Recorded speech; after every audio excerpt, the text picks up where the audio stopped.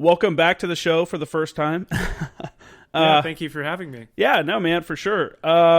So this is kind of an important weekend for, I mean, it should be for all Americans, but definitely for Navy folk, because it's the weekend of Pearl Harbor, obviously the anniversary of the attack on Pearl Harbor. And I know you said you were a Naval Academy guy, and you joined the Navy, obviously. You did say that you had family in the military as well, correct? Correct. Yeah. So my grandparents on both sides of the family were Navy veterans. My grandfather on my mom's side went to the academy, class of 44, and my grandfather on my dad's side went to Notre Dame on an NROTC scholarship. And so both of them went out to the surface Navy. My grandfather on my mom's side went to a battleship, the USS Indiana. So after his training, they went out and did a war patrol from Pearl Harbor out, came back, and then he transferred to go to flight school, and then finished flight training like right at the end of the war. So he didn't actually fly any combat missions. And as they were like deaccessioning people as fast as they could after the war, he got let go. He was, I think it was like a lieutenant junior grade or something. So they were just kind of letting everybody go. So he left the service, kind of went on and carried on with his life. But he was a gunnery officer on a battleship. And it's interesting. He never. I was talking to my dad about this recently. He never mentioned anything about it to his kids. Very, very little. And so I was able to, just kind of doing some basic research, pull up, some information about his time and what he'd done on the ship and, their operational history during that war patrol. And, share that with my aunts and uncles and my mom. And, it was, they had never known that, because I think just of that generation, it was everybody had kind of, or most people had gone down range, done something, and then they just kind of came back and carried on. Yeah. No, I mean, I feel a lot of people still do that. Excuse me. And I think that's why I like the podcast, and I appreciate that people like to come on and tell their story, because it's good for other people to hear the story, and it's also good for like your family's posterity. Like whoever your generation is beyond, you can look back and be like, hey, this is what my family did. And so I was thinking, I thought last time we talked that you had said your family was Navy, so I assumed like obviously this weekend was more impactful probably for them and the entire lineage of your family, since they've served since the 40s. And do you think that your family kind of drove home the importance of like remembering Pearl Harbor and stuff like that? I'm not sure that in particular this day was kind of marked, as much as, Memorial Day or Veterans Day. But I think that, my grandfather suffered a lot of health issues, so that by the time I was grown up, and I kind of would have had a sense for, for his kind of feeling about it, he was already a little bit, challenged by some of those health issues. So to me, it was, I didn't really get that growing up, but certainly, in different times, either as a midshipman or as a naval officer, going to Pearl Harbor and taking the opportunity to go to the museum and go to see the USS Arizona and actually seeing those bubbles of the fuel oil that are still kind of coming up to the surface was quite impactful. And frankly, for me, what really drove home, the scope of the,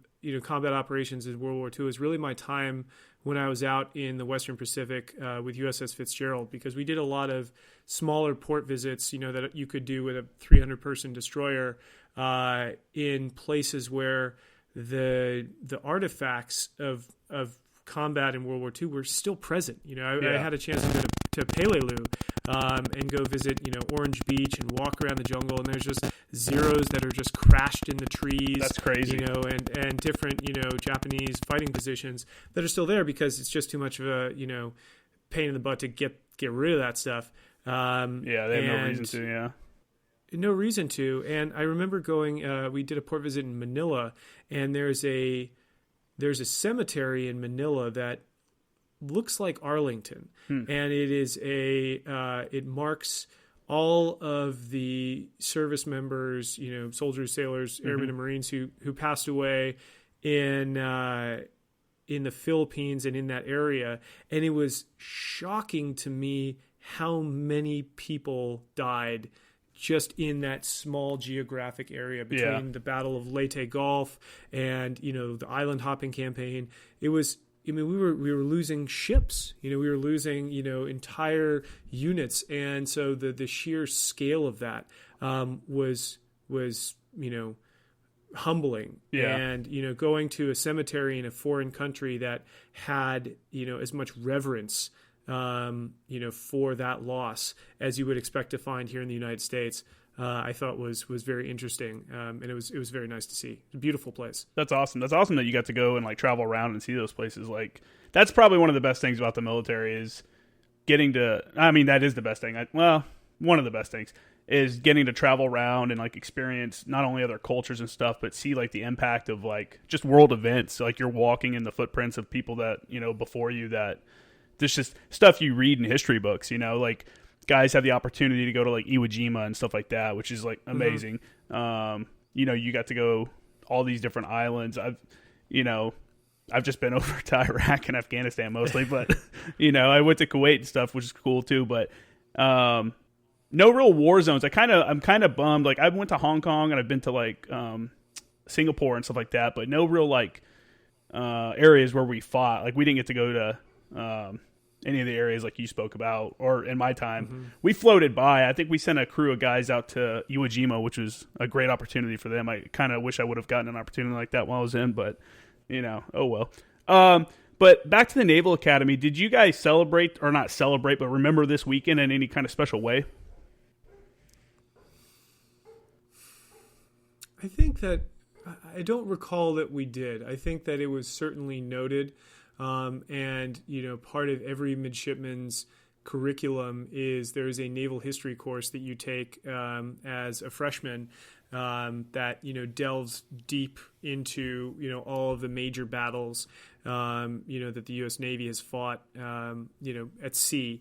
And I think that despite Pearl Harbor being a successful enemy ambush, I think that we did spend some time kind of really getting into the details on that and some of the decisions made by the Japanese Carrier Strike Group to send that third wave of attack aircraft, but not to they made some decisions to do and not do certain things that were proved to be strategically consequential. Mm-hmm. And so I think that being the armchair quarterback after the fact, almost decades and decades later, it is interesting to see how it comes down to those human elements of one particular Japanese admiral feeling that no, let's hold back on that, or no, go ahead and send that last wave, and the ripple effects that may have had on the rest of the Pacific campaign.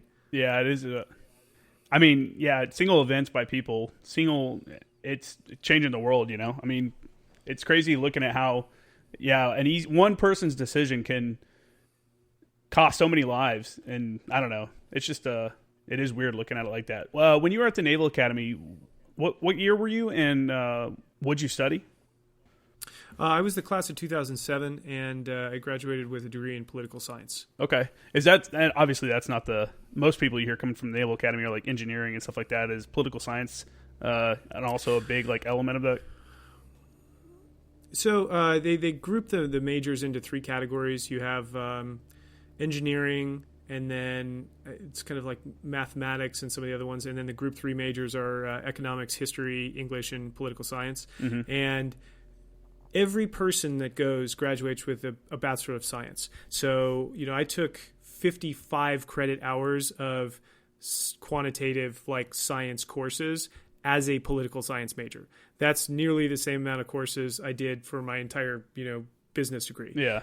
So that's a ton of work in thermodynamics, control systems. I did a year and a half of calculus, year of physics, year of chemistry, year of electrical engineering. So the Naval Academy, in contrast with West Point, is still very much a technical school, because there is this kind of just history of feeling that naval officers need to have that technical know-how, and that was something that I was aware of, but I didn't ever really agree with fundamentally because, when my grandfather went, and he was a gunnery officer, I don't know what sort of like calculus he was actually having to do in real time, to arrange the 5-inch anti-aircraft batteries on his ship to defend against kamikazes, but that sort of thing is not happening today.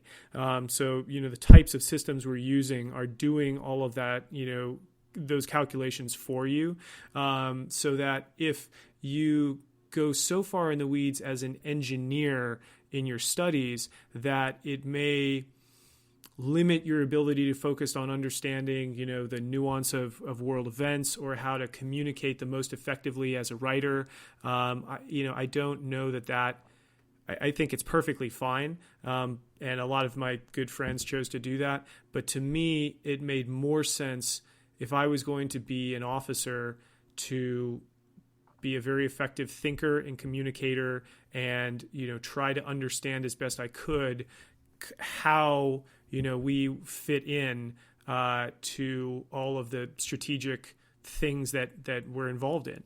And I felt that was more important than, getting down into the gnat's ass detail on how a gas turbine engine works. Yeah. And that was a personal decision, but I would do it again. But it was interesting. I was mentioning this to somebody who asked a similar question the other day.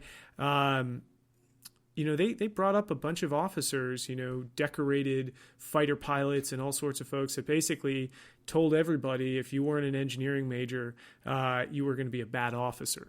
Because I think there was the sense that people were trying to choose the Group 3 majors because they'd be easier. But one, I don't think they were because you had to take a language as well. So you were having to take, college level language class. I took Arabic, which was, a disaster. No way. But it was. I am not a talented linguist. So that's something I've been trying to work on my adult life and, to limited success. But I think that it was important to have that well-rounded, exposure to different classes. And I think if you look at West Point as an example, they have, I think, incredible science and technical classes there, but they do, I think, put more of an emphasis on history and the humanities. And I think that, I think being a ground focused service, that makes more sense. And so for all the Marine officers and all the folks that, don't become, and even submarine officers, they have to go to nuclear power school anyway. So I had friends that were economics and history majors that went on to be fantastic submarine officers. So again, it's just, it's a choice, but it was my decision because I know that my passion lies in the humanities to go in that direction. No, that's awesome, man. I feel you on the languages too. I'm taking Italian right now. I'm taking my last semester, and it is just not cool. I'm pretty much done with that. When you were there, I know some of the schools you can do like a semester or a year transfer to one of the other schools. Mm-hmm. Did you ever have that opportunity, and if you didn't, can you explain kind of how that works for the people that don't know? Right. So there are some opportunities to do that. I think that I don't know that they're a year long. But you can go obviously to the Coast Guard Academy, the Air Force Academy, or West Point. But there were also some very interesting ones that were foreign, Naval Academy equivalents as well. So people would go, train at Sandhurst, or they would go down to, I think there's like one of our sister schools is like the Chilean Naval Academy. And so there were folks that were going and doing interesting kind of partnership, Oh, I've never even heard of that one. Yeah, but I think one of the things that a lot of people I know, myself included, would have loved to have done, that a lot of people that go to more traditional college paths is spending a year abroad, or spending time abroad and getting to, study there. But it's challenging because there's such a strong core curriculum that, the classes that you might take at a different place you're going to miss things that are critical. So that's why there's, I think, a fairly limited number of schools that they allow you to go and actually have, your academic time transfer back, because you're going to miss things like Marine Corps martial arts and boxing and swimming and, all these things. Yeah. Did you get to go to any kind of specialty schools while you were there, like jump school or anything like that? No, I did. I had a number of interesting summer cruises. So the first summer I went out and spent some time on a ship out of San Diego, the USS Pearl Harbor, which was an amphib. And then I did a sailing training. So they put us on these sailboats, and we sailed through the Chesapeake up to Newport, Rhode Island, and back. That sounds pretty wicked. And then when it wasn't bad. And then when I was a rising junior, I went to the National Outdoor Leadership School. So I did a month-long mountaineering course in the Wind River Mountain Range, Wyoming, which was incredible. Although we were the first group to go in that part of the year. Mm-hmm. And so we just by chance brought snowshoes. And so we were supposed to go up and go fly fishing and, lead climbing and, do all these things. And there was too much snow and ice to do any of it. So we just humped our rucks through the mountains for a month on snowshoes. And hell yeah. It was good. I mean, frankly, it was great training because we learned, the land nav up there was pretty challenging. They did a thing where they didn't give us compasses at first. So we were taught to just use like the topographic, geography and call them handrails. So it's like you got a ridge over here and a draw over here. And, we think we're going to be going west and basically try to do that. And so they let you get lost, a bit. And so we were constantly, running late for re-rations and, eating like, just the last bits of peanut butter out of, the bottom of the jar. And, so at the end of it, we'd moved about 100 miles over ground, incredible amount of elevation gain loss. And, we were carrying all this extra gear. Like I had, 30 full metal carabiners, for like climbing equipment and like a climbing rope that we never used. So, it was kind of a suck fest, but I think that it was great.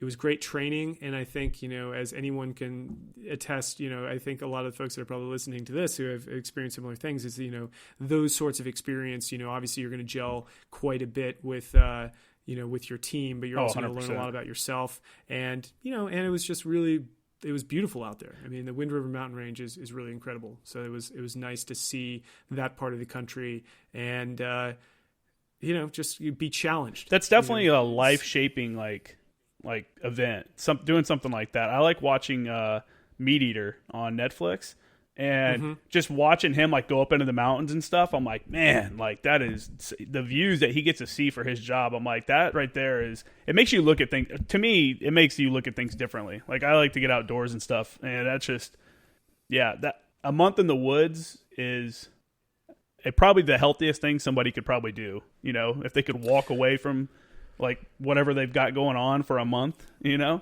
just to get away from like electronics and all the other stuff. And like you said, really like meld with the people that you're with and kind of, I don't know, return back to that human touch without all the technology and ridiculousness of everyday life. So, right. Well, I think even, it's like, I still continue to do outdoors things and go camping, when I was working, with you guys on the green side. But, there was a lot more work camping. Yeah. And I think that there was still a lot of opportunities to take a moment, whether it was like a sunrise at like OP3 on San Clemente Island or, a sunset out, some of the desert ranges or, deployed, also, I mean, there's those moments where you're in the outdoors, you're still feeling the wind on your face, and you might be, your shoulders hurt from body armor and you're tired from whatever you're doing, but you can take that moment and, reconnect that there is, kind of like beauty in what you're doing. Yeah. Yeah. I've always said like sunsets on San Clemente Island, or even like when it's completely dark and it's so clear and there's just no light pollution out there that you just see all the stars. It's just ridiculous. Like how you can, I don't know. I really get into that. I bought my kid a telescope and stuff just so we can go do stuff like that. Like go up on Palomar Mountain and check out the stars up there and stuff. It's good times. But anyway, back to you. After you left the Naval Academy, or when you were coming towards your end of the Naval Academy period, what's the decision made on what your job's going to be and like where you're going to get stationed? And then if you want to go into where you did get stationed. Yeah. So I really wanted to be a frogman coming out of the academy. So I had tried very hard to achieve that, to get one of those coveted like 16 spots out of a class of 1,400 to get to go to Buds. And so when I was a rising senior, I had completed, they called it the Mini Buds Screener, which was kind of like a kind of abbreviated Hell Week kind of thing that they did over about a 24-hour period in the fall and in the spring of your junior year. And so I got hypothermia the first time in the fall. I hyped out during one of our open water swims. So I got med rolled from that. And then I went back in the spring and I completed it. But they canceled the program.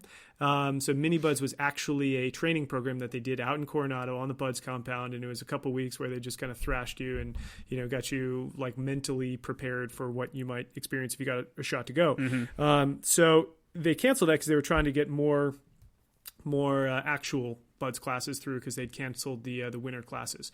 And what they replaced it with were TADs to SEAL teams. So I got one of those opportunities, and I went to SEAL Team 4 in Little Creek, Virginia. And that experience was pretty miserable. The person that was most directly in charge of us was a lieutenant commander who was the XO of the team at the time, who since passed away. He was down in Afghanistan a couple years ago. And he was an Air Force Academy graduate, ironically, and took an extra interest in our small group of, I think there were like 6 of us. And so we had to shave our heads. We had to wear inspection-ready starched camis everywhere. We had to wear a 70-pound rucksack everywhere except Liberty. And then he personally, as the XO of this team, would give incentive PT sessions to us all the time. On the weekends, in the mornings. I think that the craziest story was we were there waiting for officers' call, and there were all these people, all the staff from the team, and one of the junior officers, who we were kind of running around with and who we wanted to, make a good impression on, they motioned us to come up, and they're like, the XO and the Master Chief were late, and the XO had, given us this brief on how important was punctuality and how important that was. And they're like, hey, one of you guys, like when they finally come in, because it was like 7 minutes after it was supposed to start, like ask him what time O-call starts. And we're like, oh my God, if we do this, it's just going to be the end of the world, because there's all these people there, but, one of our guys was like, all right, I'll do it. And we're just like, oh, this is going to be terrible. So the Master Chief and the XO walk in, and in front of everyone, this midshipman raised his hand, and the XO was like, what is it? What do you want? And he's like, sir, just wanted to ask what time O-call starts. And everybody laughs, and he turns bright red, and he looks at us and he says, I want you guys to bear crawl to O Beach, which is about a mile away, and get a mouthful of sand and then bear crawl back. And we were just kind of like floored by this. And then the Master Chief kind of like leaned over and whispered something in his ear, and he's like, all right, just get in the front leaning rest. And so he put us in the front leaning rest, and we just like stayed there for about an hour, which was, unpleasant. But that was kind of the nature of that tour. So there were actually some really solid folks that, felt had such a poor taste in their mouth as a result of that they decided to go like, Navy in like aviation or EOD or something like that. Oh, but, really? Yeah. But, after that, there was more folks that went to those than there were spots. And so I didn't pick up one of those spots, and that was very challenging for me. But you move on. And so my second choice was, sorry, go ahead. How many people apply to it, and how many actually get selected? I think by the end, after all the cuts, the people that had a meaningful shot were probably 30 to 40, and then there were 16 spots. Okay. So you had an interview with it was the SEAL lieutenant from the yard, and then 2 06s and 1 05. Okay. Who kind of came in and did these interviews. I thought mine went well. Apparently, not as well as I thought. Well, you never know after something like that, Yeah, you don't. I actually, I think that I got a dumbass haircut, like because I wanted to like, look sharp. And if you go to the barbershop at the Naval Academy, it's like boot camp. Like no matter what you ask for, you get a high and tight. And so I think that I probably walked into this interview with, these spec war folks. And I heard in the, afterwards that, that I didn't have the look. That actually was a quote. And, I was like, all right, well, maybe that was related to this dumbass haircut, but I think it ended up being a blessing in disguise because, the experience that I got to have, working, both on a destroyer out in Japan, kind of the pointy end of the surface fleet, and then going to get to work with the Marines was incredible. So I have no regrets, but certainly that stung a little bit at the time. My second choice was surface warfare because, I had some idea about trying to laterally transfer. So the way that worked is that, after, I think in the springtime at some point, they did this thing where based on your class rank, you would go up to a big board that had like, these like magnets for all the different spots they had on all the ships everywhere. And so I had in my head that I wanted to go, we were talking earlier about, time getting to live abroad. And so I thought that, going to one of the forward deployed ships based out of Yokosuka, Japan would be pretty interesting. And I wanted to be on a destroyer. So I think I did like a coin flip or something between the Fitzgerald and the John S. McCain. And I ended up selecting Fitzgerald and it was an incredible opportunity. I mean, what an amazing ship, and crew while I was there. And we did some pretty awesome stuff. You want to kind of go over what the general mission of a destroyer is, what it is for the people that don't really know? Sure. So Arleigh Burke-class destroyers are multi-mission, warfighting ships that are relied upon for a number of key missions, either on their own or as part of a carrier strike group. And those can include anti-air warfare, anti-surface warfare, and when I say surface, I'm referring to sea surface, so other ships, anti-submarine warfare, naval surface fire support, so providing naval gunfire for forces on shore. Also doing ballistic missile defense, so we have the capability to put down enemy ballistic missiles using our organic missile capabilities. We would do visit board search and seizure missions, search and rescue missions, and some limited electronic warfare. Okay. And on your different tours, you said you were mostly down in the Pacific region. What do you think was the best place that you went as a Liberty Call kind of place? And what was the most active place where you were I wouldn't call it combat patrolling, I don't think, but you can explain it better than I can. Sure. I think my favorite port visit was Palau, which is in Micronesia. I dive, and the diving there is just world class. And the MWR folks set up some really amazing tours. So, you had your standard fun, like beaches and bars kind of thing. Mm-hmm. But what was going on under the water was, it's something that you're just not going to see anywhere else. And there was great diving in other places around the Pacific, but this was something very unique. And I don't know why, but there's, for some reason, the way that the vegetation grows on some of those small little islands, it almost makes these kind of three-dimensional droplets kind of in this crystal blue water. And so I remember I went with a bunch of other sailors on the ship, and we went kayaking, and we would just be kayaking around these islands, and then you could just kind of roll over the side and then go snorkeling in 10 meters of crystal blue water with all sorts of fish. So that sort of thing. That's pretty awesome. It was pretty fun. Yeah. That's an adventure everybody should try to go on. Yeah, well, it was interesting because I met the ship out there. So I had to go to a 3 or 4 week course in anti-submarine warfare, and then I flew out to Palau, and I landed, with some other sailors that were coming back from schools or, leave or whatever it was. And the ship was anchored out in the middle of this lagoon, and there was a launch, some small boat that was going to take me out there, and it was nighttime. And so there's, no light pollution. So you had this starry night, you had kind of jungle coming up on both sides, and it's kind of glassy water. And they had these special lights put on, these green lights all over the ship, kind of because they were throwing this party for these dignitaries from Palau. And so as I was coming up, it looked like a spaceship had landed, and and so as I was getting closer, because I could see it from a distance. And this is the first time you've ever seen it? First time I'd ever seen it. First time I'd ever seen a destroyer up close. And so then you pull up, and I've got my sea bags, and trying to figure out just where do I go, where do I live, and it was quite an experience. In terms of operational stuff, we were doing real world, national level tasking, all around the Yellow Sea, down in the South China Sea, Sea of Japan, based on our ability to conduct ballistic missile defense, as well as the talent of our crew in anti-submarine warfare. We got tasked a lot to conduct that sort of tasking in and around the area. So most obviously, America is like, a lot of people consider China to be America's biggest threat, and we ran into some some stuff with the Chinese while we were on our ship. I remember one time we went through the disputed islands that they had, and they weren't very happy about that.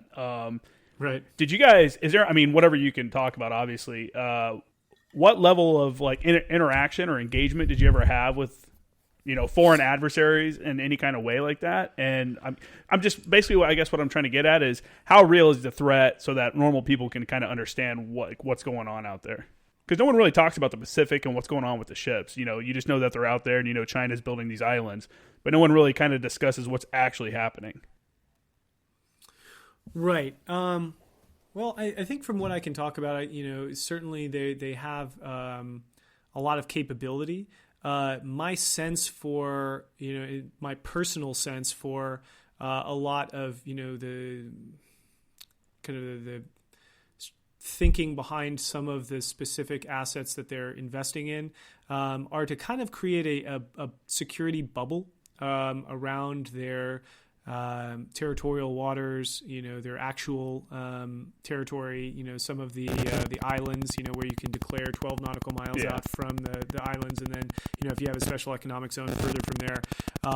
And so if you have area denial type weapons, and a submarine force that is capable enough to kind of continue that, so combining certain sorts of missiles and submarines and capable surface craft and aircraft, I think that they want to be able to control their own destiny in their own neighborhood. It did not strike me as, and again, this is my personal opinion, that unlike Imperial Japan, that you're building a navy that's going to cross oceans.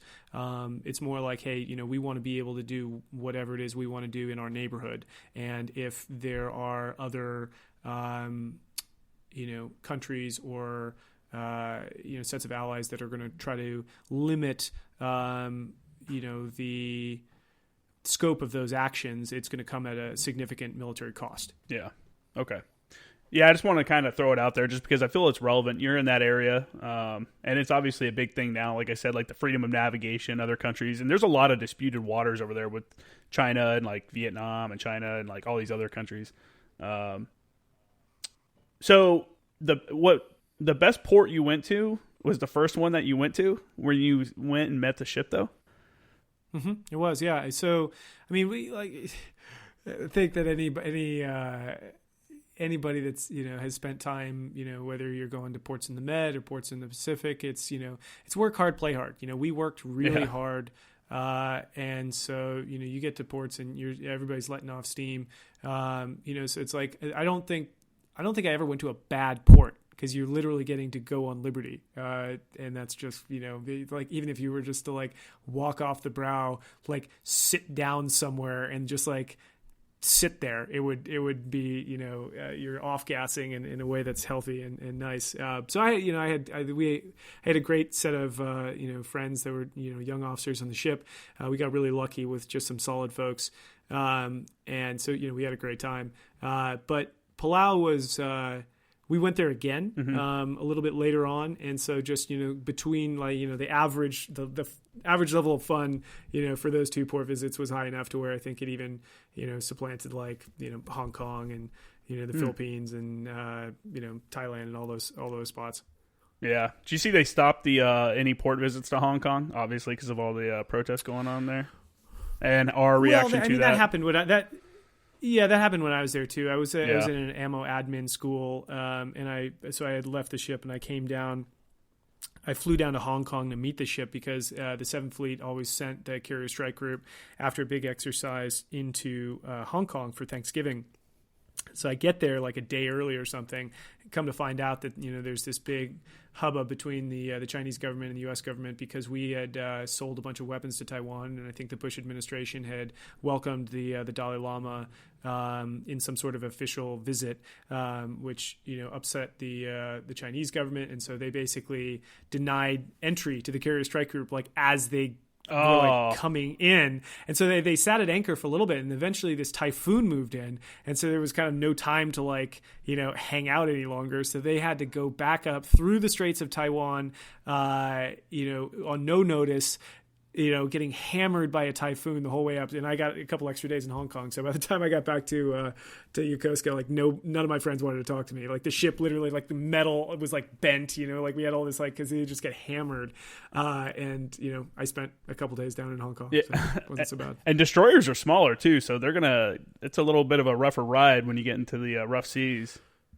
It is, yeah. I was lucky enough. I developed my sea legs when I was a midshipman. I mean, there was one, I mentioned that sailing cruise that I did when I was a freshman. I remember puking my guts out, at one point there. And then kind of after that, I was okay. But amphibs, actually, because they have the flat keel in the back for the well deck, pitch quite a lot as well. Really? So, I mean, I was on it. I always see, I guess I always think that a ship like yours would be worse just because you see the videos online where the sea's coming up over it and stuff, over the bow and everything like that. So obviously that's not really happening on an amphib. That'd be a pretty big wave. Yeah. So after how long were you on that ship for? 2.5 years. Was that the only ship you were on before you went, moved on? Yep. Yeah. I reported there in, I think like August of 2007, and I left in March of 2010 to go to Naval Gunfire Liaison Officer School. So while I was there, qualified as a surface warfare officer, I got to lead our boarding team. I was a search and rescue swimmer on board. And then my main jobs, I was the gunnery officer for a while. And then I ended up as the main propulsion officer because I call it like the ensign shuffle frequently, like when, you get a boot drop of, well, I guess you can't say boot anymore. When you get a drop of young officers, they'll shuffle people around in different jobs. So it was fun. I got to spend most of my time in weapons department. And because of that school I went to in anti-submarine warfare, I was one of the two lead watchstanders whenever we did those missions. So I got to work with this really amazing guy, Chief Bright, who was, certainly a mentor of mine on board. And his group of sailors in the in CA division were just incredible. So while in those 3 years, the ship won the Battle Efficiency Award in the largest destroyer squadron 3 years in a row. We won the Marjorie Sterrett Award, which is the best ship in the fleet. And then we won the ASW Bloodhound Award, which is best sub hunter in the Pacific Fleet 2 years in a row. So it was, I showed up to a ship full of hardworking all-stars, and we got a lot of real-world missions, and then we're able to kind of demonstrate our capacity to do them effectively, and then hit a lot of fun port visits, and I got to live in Japan. So I could not have asked for a better 2.5 years out there, despite the fact that I literally spent 365 full days on the water, and that's not even counting like port visits, like on the water. So we were quite busy. Yeah. Oh fuck, man. So as a surface warfare officer, how do you think? What do you think about when you hear like these ships hitting another ship? Over like in Japan, I think that happened. A few happened, or was it one or two in Japan where they had the collisions? Yeah, there was two. So one of them was my old ship. It was Fitzgerald. Oh, really? I didn't know that. We had 7 sailors killed in that particular collision.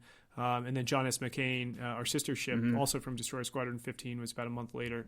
I've stood those watches. I've stood those watches at night in the same part of the sea, with those same heavy traffic patterns. I think that the evidence has borne out there was some issues specific to that incident. But I think one of the things that holds true for ships out there is, if you think about a ship, you're like driving by the piers in San Diego. Those ships are on a deployment cycle for the most part. That's, you're doing a 7-month deployment, you come back and you're spending, a long time working up to the next one. And during that time, you're going through all your administrative requirements and your training cycle and your evaluation and all that. For the ships in Japan, you don't have that luxury. You're going out, you're coming back, you get new tasking, you go out, you come back, you get longer tasking, you go out, you come back. There's no consistency. Okay. And so, but at the same time, you also are not given any slack in terms of the requirements. So you're basically having to do everything that a ship based out of San Diego or Norfolk would have to do, but you're just at sea doing missions, much more frequently in a challenging environment. So it's you're shoehorning everything in, and you see crews get pretty fatigued. Maintenance is a big issue because things need to get fixed in port. And if you're never in port, it's hard to schedule those fixes. And so there's just a lot of specific challenges to ships in that particular area of operations. And being a surface warfare officer in training, I mean, it's like every job in the military is hard, but this is the one that I started on. And I had about 20 sailors in gunnery division who I was responsible for, leading and doing all of the effective administration to make sure that they were successful in their career progressions, making sure that all of the, tens of millions of dollars of equipment and ordnance that, we were responsible for was up, that our missionaries were secure. That was job number one. And then, you had to qualify as a surface warfare officer. So you're running around, you're doing different training in different sections. You're getting stuff signed off. That's job two. And then you stand watch. So you're standing watch, maybe 5 hours a day, or more than 5 hours a day, because it's like 3 or 4 section 5-hour watches. So you're doing that, and so your sleep cycle's all messed up. And then if you have other jobs, like you're leading the boarding team, or you're a search and rescue swimmer, and so like whenever a small boat goes out, you have to go with them, or you get called up to do VBSS. So everybody's doing that. That's not specific to me. Like everyone is like working on their qualification, doing their job, standing watch, and doing another job. And so because you only have 300 folks on the ship, it's, everyone is just working that hard all the time. So it's very inspiring to get to work with, people talented and driven enough to do that. But it is unsurprising when you have these infrequent but very tragic events where you kind of the Swiss cheese effect of everyone, kind of dropping a ball on something at the same time leads to really catastrophic consequences. I mean, I remember, whenever we turn around the southwestern corner of the Korean Peninsula, there'd be these fleets of squid boats. And, they're just fishermen, that are using lights to, to shine in the water to get the squid to come up. They got nets everywhere, and they're just like small little craft, but there's just a constellation of them. And so we'd turn this corner, and I'd be, on night watch, and I'd bring up like, a pair of nods, and you like look out, and it just looked like the stars. And so then you're having, none of them want to move, even though you're a 9,000 ton destroyer. And so you end up having to like slalom through all of these little fishing boats, and not run one of them over. That's crazy. Yeah, and so that kind of stuff happens, and you're a junior officer, trying to understand the difference between your ass and a hole. How old were you when you were doing this? I don't know, like 22. So it's like I got to the academy, yeah. And so again, like an awesome responsibility. How crazy awesome is opportunity. But yeah, it's like it's since time immemorial. People have been going to sea, and that sort of responsibility has been put on, shouldered by young men, and now young men and women, and it's really special. But at the same time, it's deadly serious. It's like you roll over 100%. One of those boats, all those folks are drowning. Yeah, no, it's 100%. The seriousness is, it's hard to explain, or like, it's hard to explain the seriousness of some of these jobs to people that have never been in that situation. It's like, until you've done it, it's hard to like, I don't know. And then you look back on it and you're like, man, we kind of treated it like it was nothing, because you're doing so much serious stuff all the time that that it just becomes normal. And then you look back and you're like, Jesus, like I can't, like you were 22, navigating this big ass ship, and you weren't, and you also had a probably enlisted guy actually driving it, right? Hands on the wheel. Correct. Yeah. So I only got to drive it once because we did a drill where we got hit by a missile and everybody on the bridge was killed. And so I actually got to drive it. But yeah, the way that it would work is you'd have an officer of the deck that was, the most senior person up there. They had the responsibility of maintaining the safety of navigation of the ship. They would give their orders to the conning officer, and the conning officer was the one that would actually, say the order to the helmsman. So the helmsman would be an enlisted sailor actually watching and holding, the course, and making the engine orders down to engineering to, for the propulsion system to keep the speed we wanted. So it was an interesting dance that you would do, especially when you had to make very snap, judgments. I remember I was officer of the deck one time, and a pod of whales, decided it was like sunset. You could barely see them, but they started crossing like perpendicular to, where we were going. And so my conning officer, who's a friend of mine, was out on the bridge wing trying to spot them. And, the helmsman was behind me, but I can't give orders to the helmsman. I would have to take the conning officer's duty in order to do that, and that would be a big deal and, was not called for. But I looked up from, the center of the bridge, and I saw this whale cresting like right in front of us.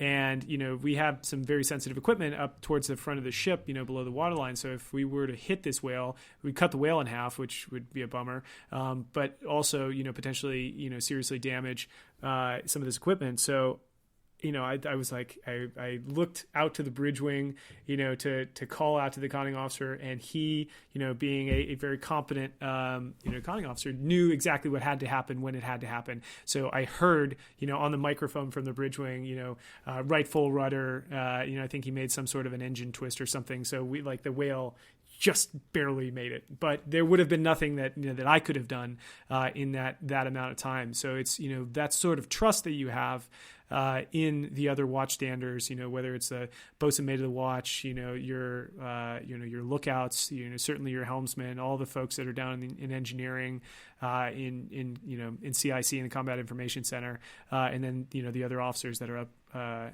there with you as well. When you're doing, tactical maneuvering, or you're in a, restricted waters, there's just a level of trust there, because, everybody else on the ship is just trying to live their life. Yeah. You run that ship aground, you collide into other ships, people are going to die. And so I think that again, certainly emphasized that you had to be good at what you did. It's an amazing responsibility, for an 18 to 22-year-old to be like, hey man, you're like, I'm telling you what to do, but you're actually driving this, compared to what a lot of 18 to 22-year-olds are generally doing, just that whole dance that, like, you're talking about, like, hey, I'm, making the call, like, snap decisions when something's happening, either like you said, with a whale out there, or the weaving in and out of the boats. Like, I don't know. It's just, I think it's just awesome that people do that. And I think that's part of the reason people leave the military and, kind of feel bad about everything else they do. Cause, like, they might've been 19 driving a boat, weaving in and out of, other boats and stuff like that. Like a massive boat. It's not even, I don't know. It's just an excitement and an adrenaline and a responsibility that's hard to replicate. I guess if you're not doing anything similar to that when you get out. But anyway, so you were saying that once you left here, you went to go be a naval gunfire officer. So you went through the no glow course. At what point did you find out you were going to go through no glow? And is that like a normal career path for someone that was in your job? Well, what I really wanted to do was actually go be in the Riverine Force, because at the time that was kind of like one of the cool second tour jobs you could do. It was kind of mixed between kind of like ground side stuff, but also, it was a Navy job. But they were actually around that time kind of shutting down kind of how much how much kind of downrange stuff those folks were doing. So I think it was probably for the best. But one of those jobs wasn't available, so there was another job at a coastal Riverine Squadron, which would have placed me, I think, in, I would have probably been in charge of teams of folks that were running those like security boats around a port. So I was at the time I was willing to take it because it was just something different. But thankfully I got a call from a detailer with a hot fill, billet, and it was Camp Pendleton, California, Naval Gunfire Liaison Officer. And I was like, well, I don't know what that is, but I get to work with Marines. I'll be living in Southern California. Like, it's definitely better than this alternative. So I took it. I thought about it for like an hour, and then I just took it. You're like San Diego County, can't complain there. Pretty much. And, best decision I ever made, in my time in service. It was, so my, orders had me heading out to San Diego to Coronado to go to the 5-week Naval Gunfire Liaison Officer course. And then after that, I spent a year in the 1MEF Force Fires Cell.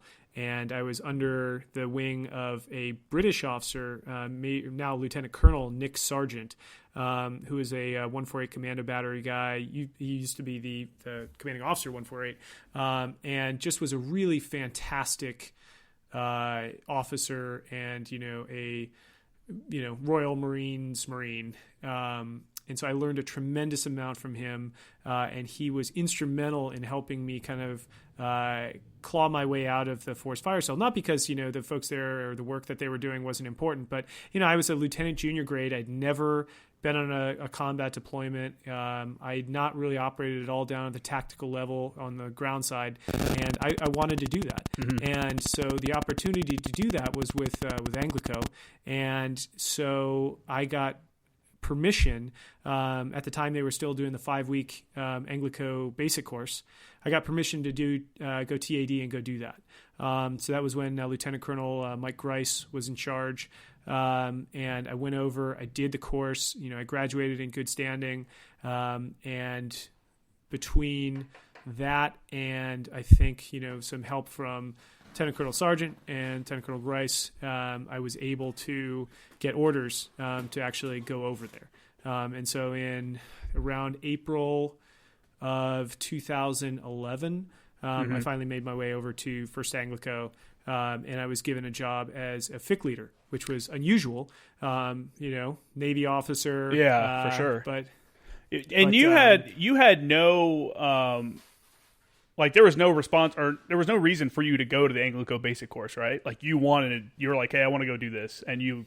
Yeah, I wanted to do it. And so I bring it up in a lot of the episodes. I'm like, dude, you got to shape your own destiny. Like if it's something you want, you can't just assume it's going to happen. Like you have to find out how to get it and then make those things happen. And I think that's a problem. A lot of people, they just want to tread water and see like, hey, I'm working my way towards this, and it's like, dude, you're not doing anything. You gotta shape your own destiny, and doing something like that is obviously the way, because now you're networking, you're in with the people. They see how good of a person you are, because that's the guys that have gone through it. It sucks. Like it's like a little haze fest. I mean, if you want to talk about what you guys had to do for your ABC.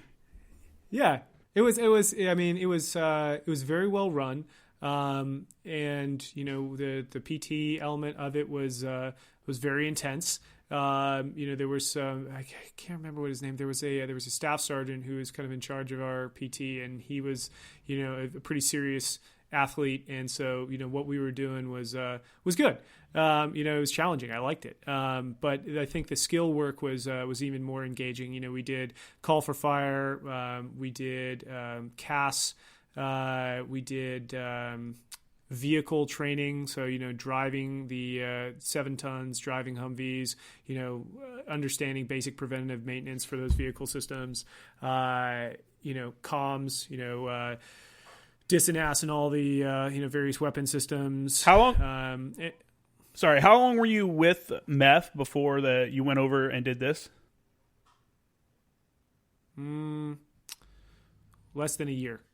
Less than a year. Well, actually, no, way less than a year, because I went through the basic course in like November of 11. So I had maybe been at the MEF like 6 months, maybe. So coming off the ship and living that life, the blue side Navy life, how big of a change was coming over, one, to the green side, and then two, going through a course like this? And every course I've done with these guys or training, we always ensure that people understood the seriousness of it, because it's like, dude, like this is real life. You're saving other people's lives by either providing fires, or you're saving yourself and other people by doing the medical and stuff like that. So the seriousness is usually pushed really hard. So what was how was that for you?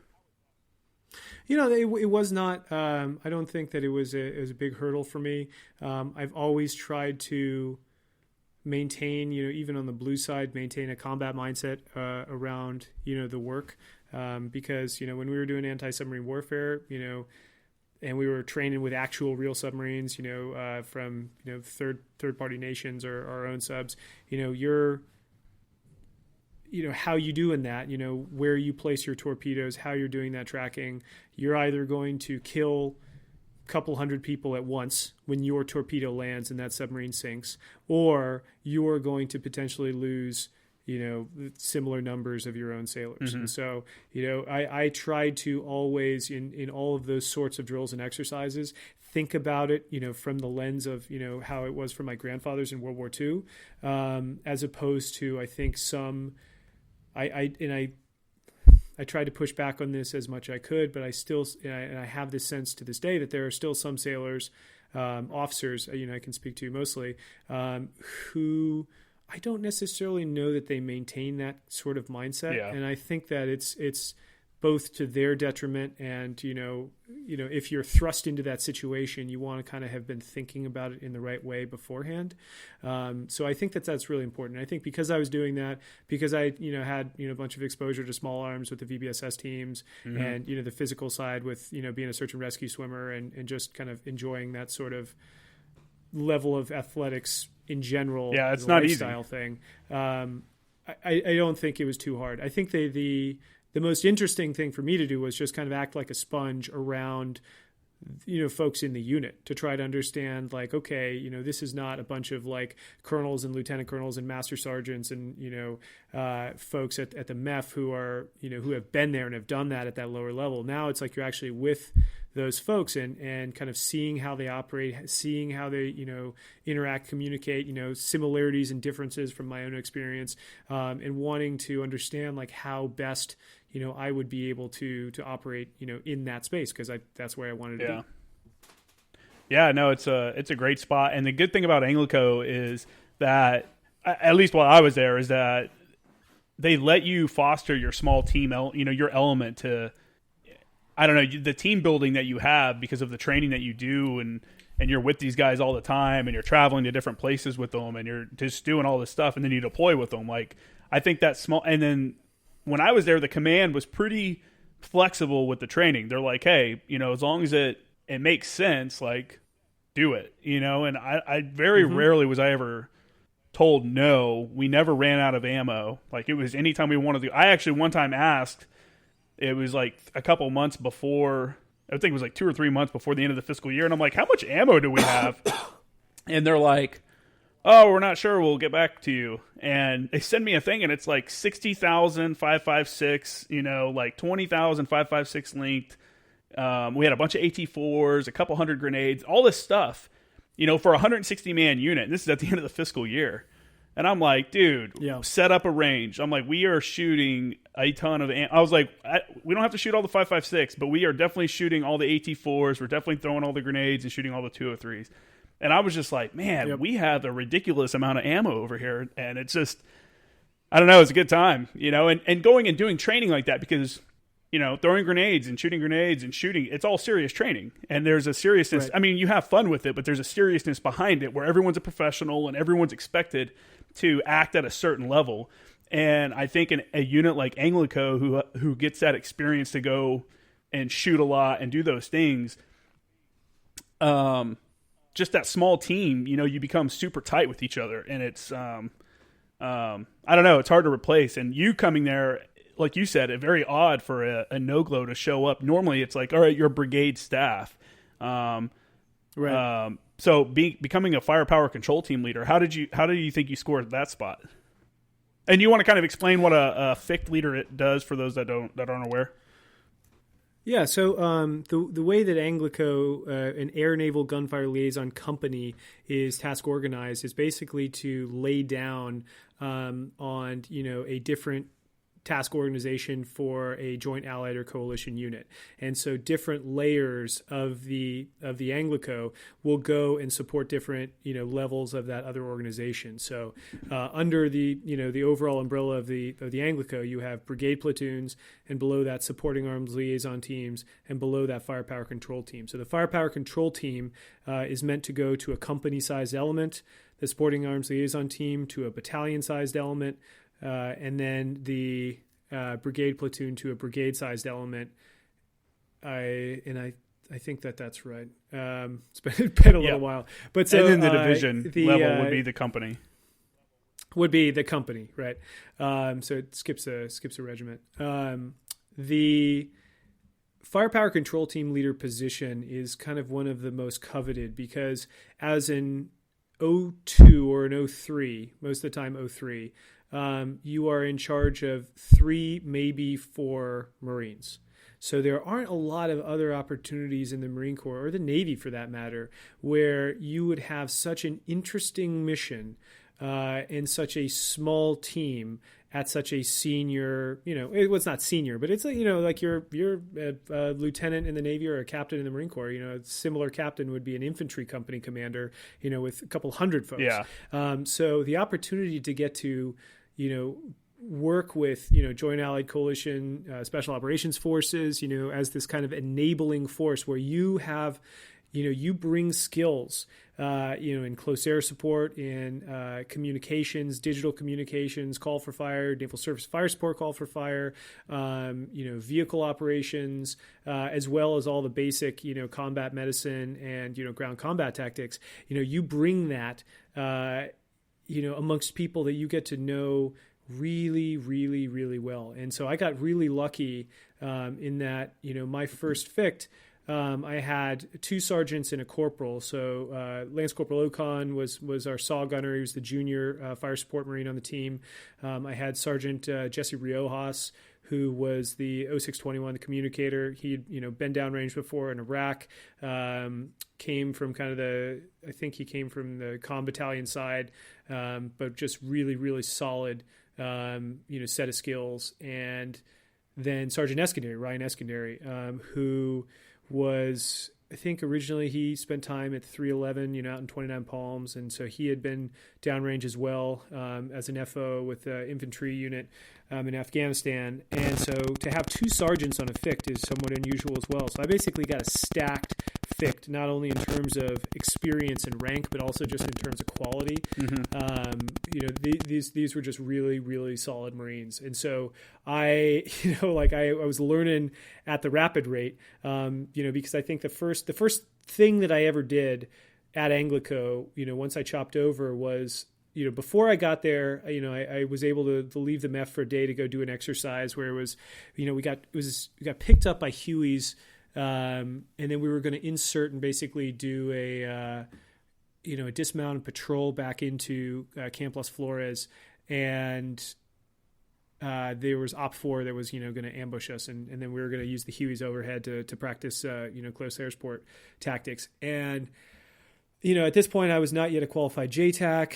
I had never led a combat patrol. Being a naval officer, I did not have the gift of going to the basic school. I'd done some, training back at the Naval Academy with the Semper Fi Society, going to Quantico and doing some stuff, but that was, years and years earlier. Mm-hmm. And so here I was, like, getting ready, had my gear on, and all these Marines, and I was the only officer there, and we were, getting in the birds, and it was just like, okay, well, this is exactly what I wanted, and don't fuck this up. Yeah, don't fuck it up. So we landed, and we get engaged, from multiple axes, and we're like, maneuvering through the urban terrain in Camp Las Flores, and calling in the Hueys, and it's like it just felt like a scene out of a movie. It's like Riojas is, he's got the Manpack radio on, I've got the handset, and I'm like jotting down stuff for the 9-line, and people are, simulating like laying down fire and all these things. And I was like, wow, this is awesome. And, I guess I didn't do so poorly that anybody was concerned. So then the next thing is that when I finally chopped to the unit, I went straight to TASP school. Well, actually, maybe it was even before that. We had exercise Iron Fist with the Japanese Ground Self-Defense Force. And so we were out in San Clemente Island doing naval gunfire stuff. And then they had this huge final part of the exercise where, our teams were going to get split up, and we were going to go to, support these different sub-elements of the Japanese forces in Camp Pendleton. And I remember sitting on the amphib, like getting ready to go, and I was talking to Doug Verblau, who I think now is a major lieutenant colonel. He's a really solid guy, LAR, infantry officer background. And he was kind of just getting me spun up on some of the basic infantry officer stuff. And then, got in a bird with all these Japanese soldiers and, did a heliborne insert into some part of Camp Pendleton, and then just kind of like made our way to some blocking position. And, I was again, just like so glad to have that opportunity, and so cognizant that, I was going to have to overcome this significant, learning gap in, all of the fellow officers at the command who are either infantry officers or artillery officers who had backgrounds, already had been deployed. And so I took that challenge very seriously, because I owed it to my Marines. And so I think that, I think I did well, and that was, but it was something that I thought, about very frequently in how I was dedicating myself to being a better JTAC, being a better no-glow, being a better fire support coordinator, and, also just, being a leader and mentor to these three amazing Marines. So you went to the EWTG PAC TCP school, correct? The JTAC course. For those that don't know, it's the Pacific JTAC course. So I was an East Coast guy, so you want to talk kind of what TCP school consisted of and how you felt you were. Do you think you were prepared coming out of it, or do you think? I feel like coming out of TCP school, especially looking back, coming out of TCP school, you basically still don't know anything. Like, you're a base level. I think people get the wrong idea that, hey, I came out of TCP school, this guy's a JTAC, and now he can do all this stuff. And it's like, that's not the reality. The thing is, now he's basically trained, and now he's got to learn like the actual skills, some of the, multiple aircraft on station while doing medevacs and stuff like that. Right. So do you want to kind of explain how TCP school was for you and your thoughts about it when coming out of it? Yeah. I thought that, Lieutenant Colonel Sargent and, Frenchie Leclerc, a number of folks really helped prepare me well before I went. So the academics and the simulators themselves, I thought that, they were challenging in some ways, but I felt very prepared for it. But I think, to your point, one of the interesting aspects is that, your final exercise, you're still standing in a static OP looking down into a valley, and, you're doing some coordinated fires with, artillery and mortars and, rotors and fixed wing aircraft. But you're not moving. You don't have a ground force commander that's, yelling in your ear about, how come the, bombs haven't dropped yet, what's going on. And then situations changing, in unexpected ways. And so, the being able to like walk and chew bubblegum at the same time, comes later, just because you get the experience, in different sort of ranges and different sort of training opportunities. And then, certainly downrange. And I think that, just from having done course management myself with the Naval Gunfire Liaison Officer course, it's like it's impossible to resource a course like that has the throughput requirement of churning out basically trained JTACs to not focus on just the basic training. Yeah. So I understand, it's like for the Navy JTAC course that the SEALs and some of the Riveron folks go to up at Fallon, they just, because Navy aircraft, get sourced to it, they have a lot more opportunities to do more kind of Gucci stuff because there's fewer folks going through and more resources. But for the EWTG and EWTG or PAC and LANT, they're just trying to go through, a number of courses a year, and, they have got a lot of students per course. So, I feel for them in terms of not being able to bite off, or not wanting to bite off more than they can chew in terms of the complexity of the training. Yeah, it's for sure. At the end. Especially because I know in my class, I had 2 recon Marines, and they were given like notice on Friday that they were going to TCP school on Monday, so they didn't, and they obviously don't have that fire support background. And then we also had, quite a few Navy F-18 drivers that were going up for that way could get their FAC-A qualifications. So it was the level of experience there of fire support was not great. I mean, there was only a couple of us that were 0861s, and I think maybe 2 or 3, and then probably a few, but a little bit more than that, but not very many. So I think I know what you're saying. Like, you definitely can't put something challenging for people that have, their first time ever doing a call for fire is now on this little DVT computer at the schoolhouse that have never actually done it, compared to like a sergeant 0861 who's been doing it for a couple years in most cases. Right. One of the other things I had to think about too is the incoming commanding officer to First Anglico, Lieutenant Colonel Brugman, was in my class. Oh, really? So he was. Yeah. So he had. That's unique. Yeah, it was. So he was a Cobra officer, or he was a Cobra pilot who had switched over to being an artillery officer, or vice versa. But he had not had an opportunity to go through the course before. So prior to assuming command, he went through. So I'm sitting. He sat in front of me. So I think that was also something that definitely gave me an incentive not to show my ass. Don't fuck it up. That's right. That's kind of a waste of a seat, in my opinion, for a lieutenant colonel to go. But I guess he's got that sway to go do that. But I know we had guys that would audit it, and then if we had the opportunity, they could get live controls, because that's what you're really focused on. That's what really messes up the training, is that live aircraft with the live bombs that the guys require for their certifications. So I think auditing courses is not a bad idea, but to take a seat, I knew there was a major that was going through. Well, no, he had failed one of his live missions the first time, so they brought him back. But he was an XO for a unit, and I'm like, why is the XO coming here to go to TCP school? Like, this dude's not maybe get a control one time in like a situation where it dictates it, but for the most part, I mean, I don't know. I don't know what your thoughts on that are, but I think I'm not sure what the backstory was in terms of how the seat allocation went, but I do know that Lieutenant Colonel Grice had kind of thrown down the gauntlet in terms of maintaining his currency. He was a very competent JTAC. When we would go out on the hill, he would be out there as well, and so I think that was inspiring for a lot of all the folks there, junior, mid-level. So maybe that was just basically precedent. Probably, it probably was. That had been set, but no, that makes sense. So, so after TCP school, you're done with that. You're a JTAC now. You come back to your team. What's your like timeline look like for your first deployment, and kind of what was the training to get you from a basically trained JTAC up into one that can be trusted to control air within the team for this upcoming deployment? Right. So my first deployment was a MU deployment. I was on Salt Fox. And we deployed in November of 2011. So I graduated TSP school, I think like the end of April, maybe early May, something like that.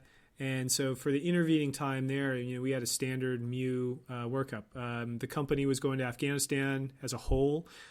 So we were chopped over to the MU, and that kind of had a whole set of different frustrations and complications just with that sort of relationship. Yeah, from the team level, we still tried very hard, and I think we're very successful in just creating those opportunities that you talked about, of just saying like, okay, well, we know that we're going to have this complex mission, so we need to be ready for it, and so we're going to find every opportunity to be in the sim, be in the field, get out to San Clemente Island, do complex combined fires. I mean, I think the coolest, the sexiest control I ever did was on San Clemente in training. It was on San Clemente, and it was like a SEAD mission where like the mark was a loom on deck fired from a destroyer. The suppression was from artillery, and then there was like rotors. It might have been even rotors and fixed. I mean, it's like the San Clemente Island is just like it is such a special place to be able to actually employ mortars, arty, naval gunfire, fixed and rotor wing assets simultaneously into the same impact area, and to do that safely, and to be able to kind of like create different scenarios around that. So it's actually really good training. So we got out there a bunch to do that work. So I think that really helped. And certainly one of the big things on my team was just everybody teaching each other everybody else's jobs. So I remember being in the sim one time, and I had the simulator guys, drive up a like a BMP-2 or something and start engaging our OP. And then, I was on the hooks with, a simulated set of fixed-wing aircraft. And then I just, pretended that, Eskandari and Okan and I were all killed outright. And so, our RO, Sergeant Riojas, it's like, okay, what now? He was not, he was not a JTAC. He was not a JFO yet. And so it was kind of just, you could either, what are you going to do? And so we all tried to create those sorts of situations all the time where, put people in uncomfortable places, and he'd do it the same way. It'd be like, hey, sir, the radio's busted. What are you going to do? And it's like, I'd have to, go back, remember all my training from ABC and having to, refill crypto and, reprogram radios. And, I think that not only, brought us together, but also from a practical perspective, it added redundancy in such a small team, which is obviously critical, given the risk that, if you do come into contact, somebody's going to potentially become a casualty, and then, they're in the fight as much as they can be in the fight. What training event do you think brought your team together the most? You remember after that when you're like, dude, we're everybody's got it. We're all good. Everyone's super tight now. Do you remember a single event or a exercise that really brought the team together the most? Yeah, I remember that before we went before we deployed, we had started trying to reach out and just kind of they say the L and the L in ANGLICO, the liaison piece, it's kind of, that has to be near and dear to your heart. Mm-hmm. And so we started just going out and trying to make relationships. I knew that my team was going to be on the LSD. Actually, we were on the Pearl Harbor, the one that I had been on as midshipman. And so most of the Marines on there are part of the Combat Logistics Battalion. Yep. So we started going and providing training opportunities for their Marines on call for fire, on CAS. And then, they in turn started inviting us on some of their training opportunities. So we did a range where they had wanted to do basically a large convoy moving up through some of the more mountainous parts of Camp Pendleton, and then reacting to ambushes and, having to deal with casualties and things like that.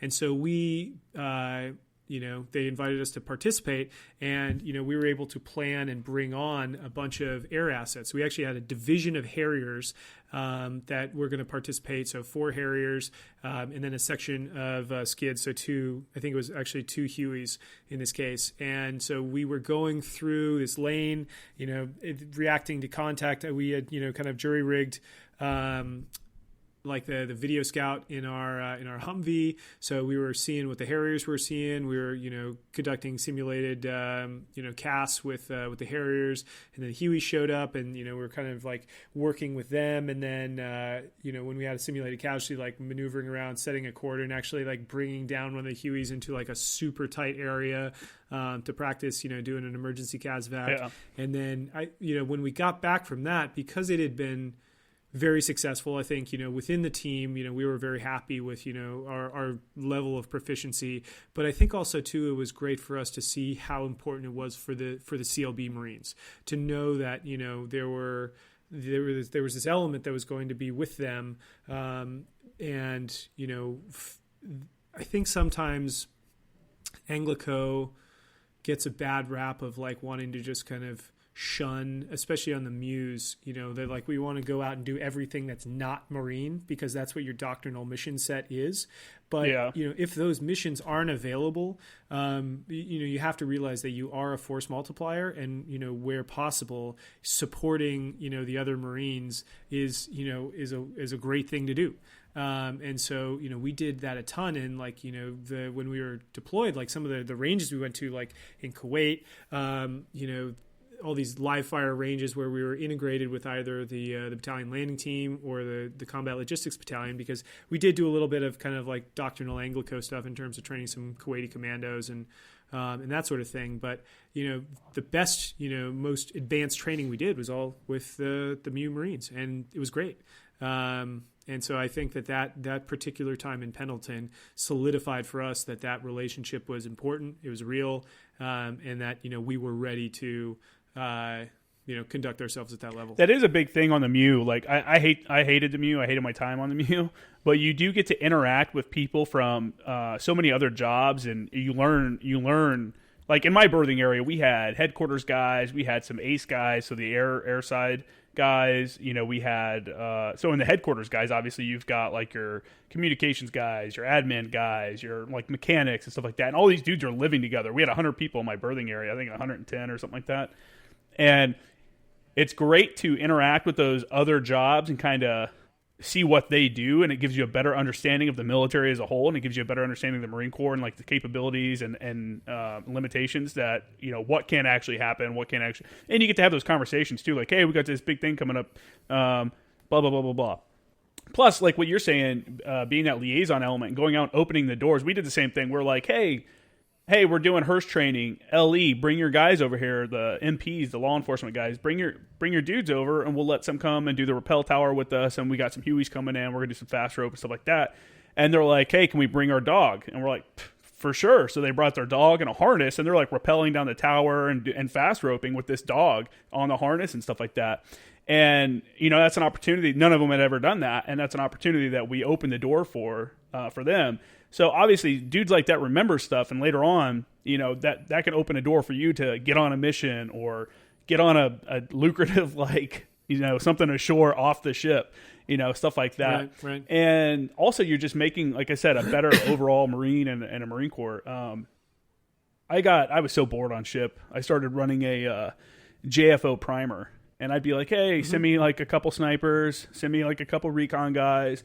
And I'd be like, CLB, send me one or two people, already. And they all appreciated it. And it was something that, like, they obviously helped me out with some stuff. Like recon, we'd go on ranges with them, and we'd go out in Kuwait and just do a bunch of stuff with them.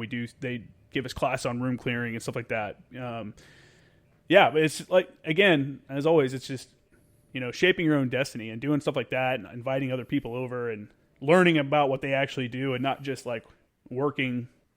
I don't know. You were actually working with them and not beside them, which is always a good thing.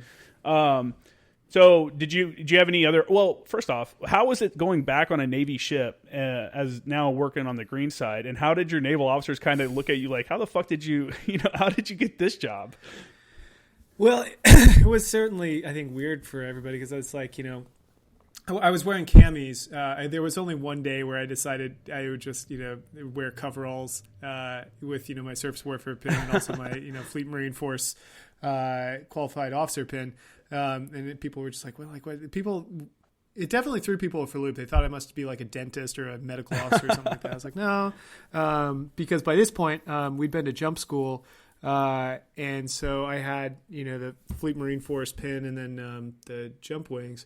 And so people just didn't know what to make of it. I definitely felt for my fellow surface warfare officers, because I remembered just how grueling that lifestyle is. And so here I was, we were kind of getting to do gym tan laundry. We do, we do a bunch of training. I think actually Eskandari and I got on the main website of Marines.mil, because one of the ComCam guys sniped us with when we were doing like a ruck march at sunset, like around the ship. Oh my God, we do that. That's ridiculous. And it was pretty funny because I think that when it got back, I think I was in front and he was behind, and it just that was arbitrary. I mean, we were going at the same pace, but he took a lot of shit for like why is Lambo like beating you on a ruck run, which again, like he sees that was not a thing, but. It was odd. I didn't stand watch. So we were just dedicated to preparing our equipment, to doing as much coordination as possible related to the exercises and the theater security cooperation stuff we were doing, and then just training and keeping physically fit to the standard that we'd set for ourselves. And that was it. And the reality of everything, a lot of space. The reality of everything you just listed is.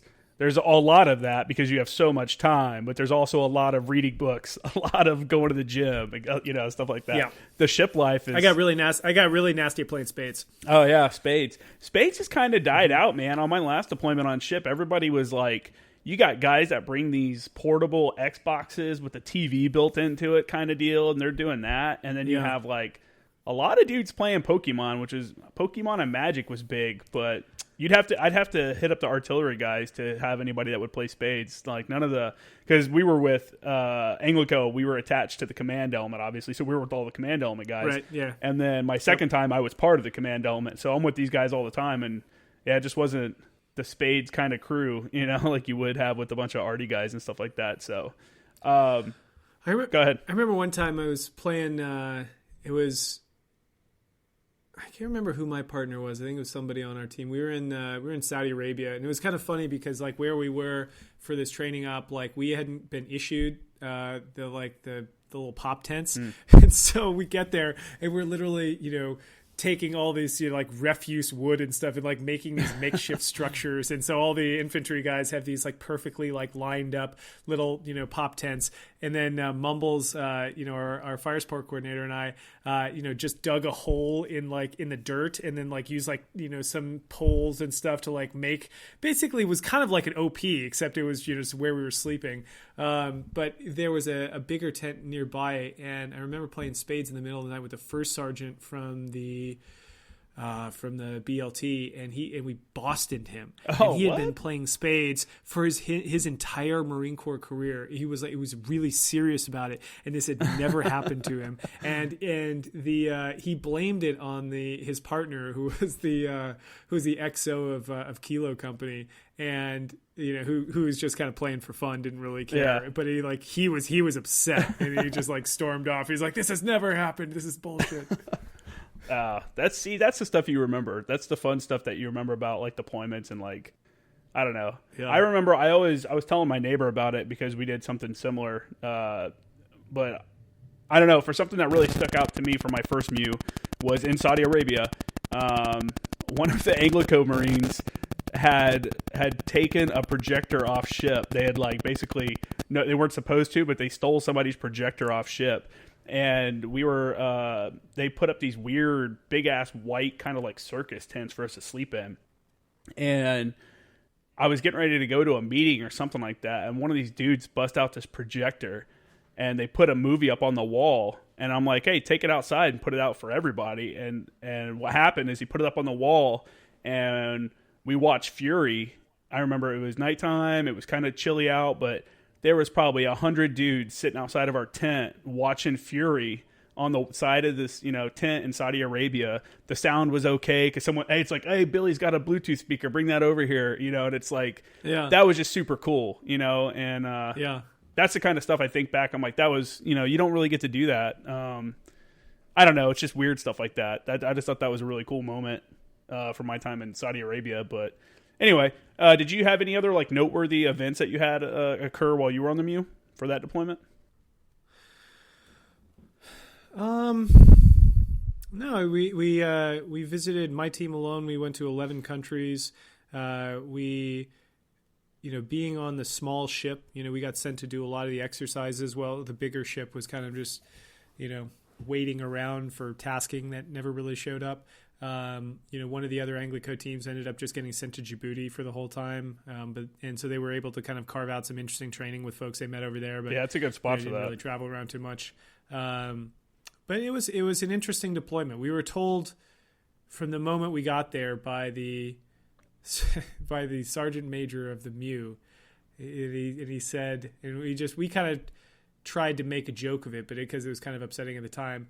But we knew that all of our enlisted guys needed to meet with him, and so we kind of came across him and we're like, hey, would you mind just taking a moment to talk to our guys while we're here? Because it was literally the first moment that we showed up, and he's like, ANGLICO, yeah, I've heard of you guys. I think it's your mission is interesting, but not really relevant. So we'll try to find something for you guys to do. And so this was literally, yeah. And so this was the first thing that everybody heard. And so it was kind of like set a tone for how, the upper echelons of the command element, dealt with us. But we became just through trying to do a lot of really good work with everybody. We had great relationships with the battalion landing team, with the combat logistics battalion, with the ACE. And so, the frustrations associated with being a part of the command element and some of the particular leadership of that particular MU, we tried not to let that prevent us from being successful on the deployment, which I think we were. You want to kind of explain some of the collateral duties that you guys had? Like when I was there, I was they attached me to the trap team. I was the trap team JTAC that for a little bit of the time I was on ship. So you kind of want to talk about some of the stuff that you guys were tasked to do like that? On our ship, we didn't have too much of that. There was a shortage of air officers, so Kilo Company did not have an air officer. So we filled in for that. So we did, all the close air support, the stuff for Kilo, which was cool. And then one of the interesting things too is we helped out, whenever we were going through the Straits of Hormuz. Obviously, that's a interesting operational situation. Yeah. You got a lot of different national level stuff going on, and so I remember one time Eskandari and I were up on the top of the pilot house. I think Riojas were there too. And we were trying to zip tie antennas and stuff because we knew that our gear would allow the ship's captain to better be able to kind of see what his assets were seeing. That were kind of out doing defensive stuff around the ship, and he didn't have excuse me. He didn't have that gear to do in the pilot house. And so we had set up all our stuff. So this was something that nobody asked us to do. Nobody thought to do it, but it's Rios and Eskandari were just hey, this stuff would work. I think this would be a good idea. And it's hey, let's just do it. And so, those sorts of things, again, I think just, brought us in the good graces of, both the blue-green team on the ship. So when it came to shitty collateral duties, I was able to not have my folks get stuck with those. That's cool. Well, I mean, yeah. Being the trap JTAC was kind of cool. It wasn't too bad. No, I'm not saying that. I'm saying garbage detail. Oh yeah. Oh my bad god, watches dude. And all that. That's the worst. I mean, at some point, if you're on the ship for more than a month, it's dude, sorry, lance corporals and corporals sometimes. And I told my guys, I was dude, the fucking sergeants in my section are not doing any of those duties because I'm what's the point of them being a sergeant? If we have them down here fucking shoveling trash or serving chow, and there's nothing wrong with that, but I feel at some point, at some point rank has a privilege and you have other shit to do, because all my sergeants were comm chief and stuff like that, so they're out here dealing with the MU headquarters comm chief, or they're doing training with the recon comm chief and just getting our stuff ready to go. I'm that's not a sergeant's job for sure. In my opinion, that was in my opinion. But man, those are some shitty jobs out there making the plastic disc, Yeah. Oh my gosh. Anyway, so what was the kind of what was your guys' deployment cycle at the time? Did you guys have a standard dwell time? Were you home for a little bit, or were you aware of upcoming deployments on your way back? Yeah, go ahead. Yeah. Yep. Yeah, we were aware and volunteering for them. Yeah. Trying to get so I got back in July of 12. Okay. And the next month, it's everybody took a little bit of leave, and then we got back, we chopped to new teams, and thankfully 3 of the Marines from Salt Fox and I were able to go over to the new team together. So we went to Salt Bravo, which was under the leadership of Tommy Daggett, who was a hard charging prior enlisted Cobra pilot. And so I was billeted to be his fire support coordinator. Okay. So he's the number 2 for the SALT. But it was great because Sergeant Riojas was going to be the comm chief, and Sergeant Eskandari was going to be the kind of the second most senior fire support Marine in the SALT headquarters. So we were going to get to work together again for the next one. So that was going to be a Georgian rotation. So the mission there was going to support the 42nd Light Infantry Battalion from the Republic of Georgia. So a bunch of soldiers who at the time were being trained by another group of Marines called the Georgian Liaison Team that were actually out in the Republic of Georgia. And so we spent our time just, really leaning into a lot of schools, language training, culture training, counter IED training, advanced ground tactics. We were the first team to go to, and this was something that Tommy came up with, something called JTM, or Joint Tactical Medicine, which was a training center out in Nellis that was run by a bunch of former pararescue folks. And so it combined a lot of advanced live fire ground tactics training with a lot of combat medicine. And we were actually able to bring some Cobra or some Hueys out to Nellis and put together like a cool full mission profile at the end where Nice. we were incorporating CAS assets and doing heliborne inserts of specific teams and all this different stuff. So that was really great. The medical training was really good as well, because we knew that the tactical capacity of some of the Georgian partners was a little bit more limited, and the feedback that we were getting from the team we were replacing, which also was from First ANGLICO, was that the area was getting pretty kinetic. So it was going to be important that we were on our game. So I think even more so than Salt Fox, Salt Bravo really gelled through this training. I think Tommy and I tried our best to kind of take an innovative approach to the pre-deployment training, shoehorning new things in, as well as really taking advantage of the existing structure, so that some of the things. Sorry, go ahead. Oh, I was just going to say, when I left First ANGLICO, every team still goes to JTM before they deploy. That's still or it was, right, at least. I don't know if it still is now, but it was a constant, like, hey, you're deploying. All right, at some point before you attach to that unit, you're going to JTM, and that's actually something a lot of guys look forward to. Oh yeah, it's great training. Yeah. Like safe ranges, but ranges that were more advanced than anything that you could do, like literally on Camp Pendleton by regulation. Yeah. It's like you literally could not, you would be in violation of the regulation to even try to do some of the drills. And so I felt like it was really good as a confidence booster, because, this is after people are already going through, the highest level training you could do on Camp Pendleton. And so now it's trying to make it a little bit more realistic, incorporating a little bit more movement, incorporating more low light, all this stuff, that you might see, and actually allowing people to be with their teammates and do this. Did you guys do live tissue at JTM, or did you do live tissue prior to that? We did it beforehand. That's okay. That's how a lot. It's kind of like the build up for the medical. Right. What did you think about the live tissue training? Some of the best training I've ever had. I mean, I think that it was very professionally done. I can't speak too much to the details, but it was. I thought that it was incredibly helpful. I think that it if you have not seen a lot of traumatic injuries up close, to be able to see that on the patients and to just kind of be able to kind of compartmentalize what you're seeing and go back to your training in terms of what are the things that you needed to focus on the most, at any particular time to ensure that patient, is going to survive, in the golden hour and get back to higher level care. You could do that. And I think that it was, I wish everyone could get that training. I know it's very expensive and it's challenging to resource, but I think it's really, really important. Yeah, I had an opportunity to go before I went on my advisor team deployment in 2013, and I think it was even more so at that time. There was like a big deal about it. It was getting kicked up by PETA and stuff. But again, like you said, even our corpsmen, our team's medics were like, this is the best medical training that we've ever had.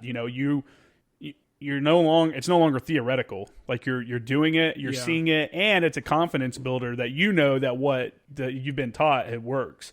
And the other good thing too, or not good thing, but just like packing a wound, like feeling the warmth of the blood, like it's thick, that stuff that you can't. I've done the most expensive simulators, and those are cool, but it's nowhere near realistic.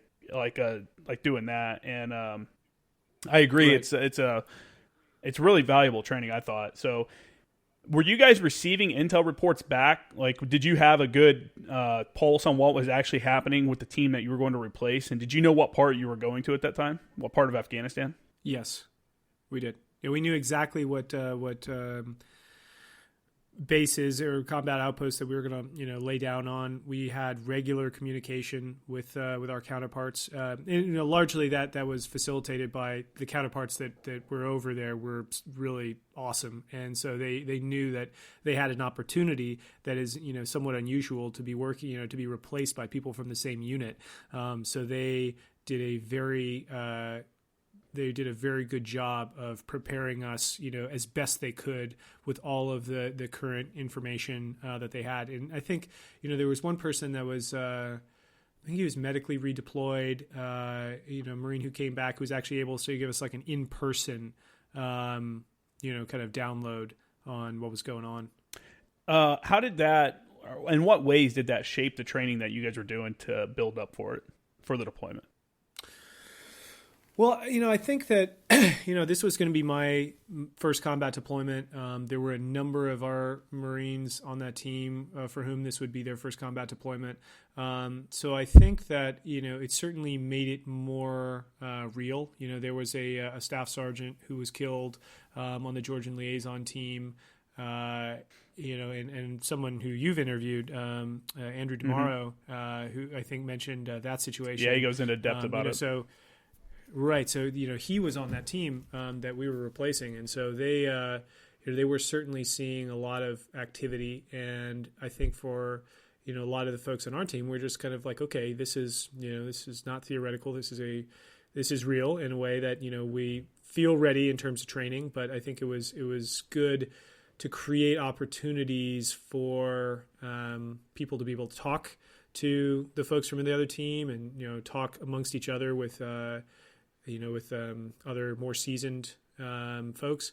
And I think for both Tommy and I, Tommy had been to Iraq, on a helicopter on a aviation deployment earlier, and I'd done the MEU, but this was going to be certainly different for both of us. And I think we both wanted there to be a sense within the team that this was a family, and that any concerns that people had about anything could be voiced, and there was opportunities for that. That I think sometimes those sorts of opportunities when you have more junior folks, people don't have the it's not really welcomed always for more senior level, and so I think that one of the things, there was a book that came out around that time, written by a guy named Carl Marlantes, he was a Navy Cross recipient, a Marine infantry guy by trade, but actually ended up doing a fair amount of forward observation, both for naval guns and CAS in Vietnam.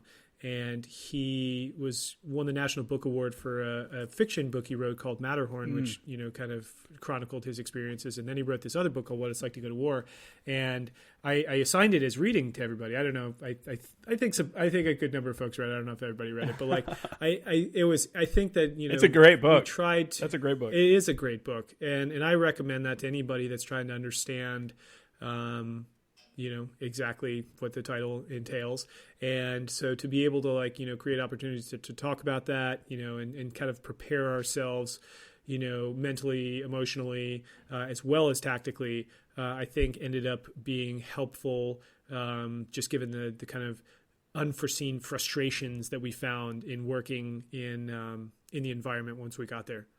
So how was it, excuse me, right before you're deploying, you're like, all right, this is my first time on my first combat deployment where that everything's on the line, or it could be at some point.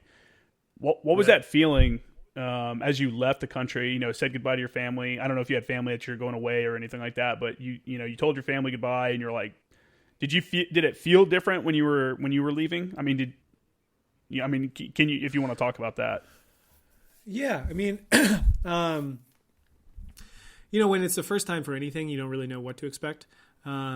I had recalled having very vivid dreams that I lost my right foot, below the knee, from an IED blast.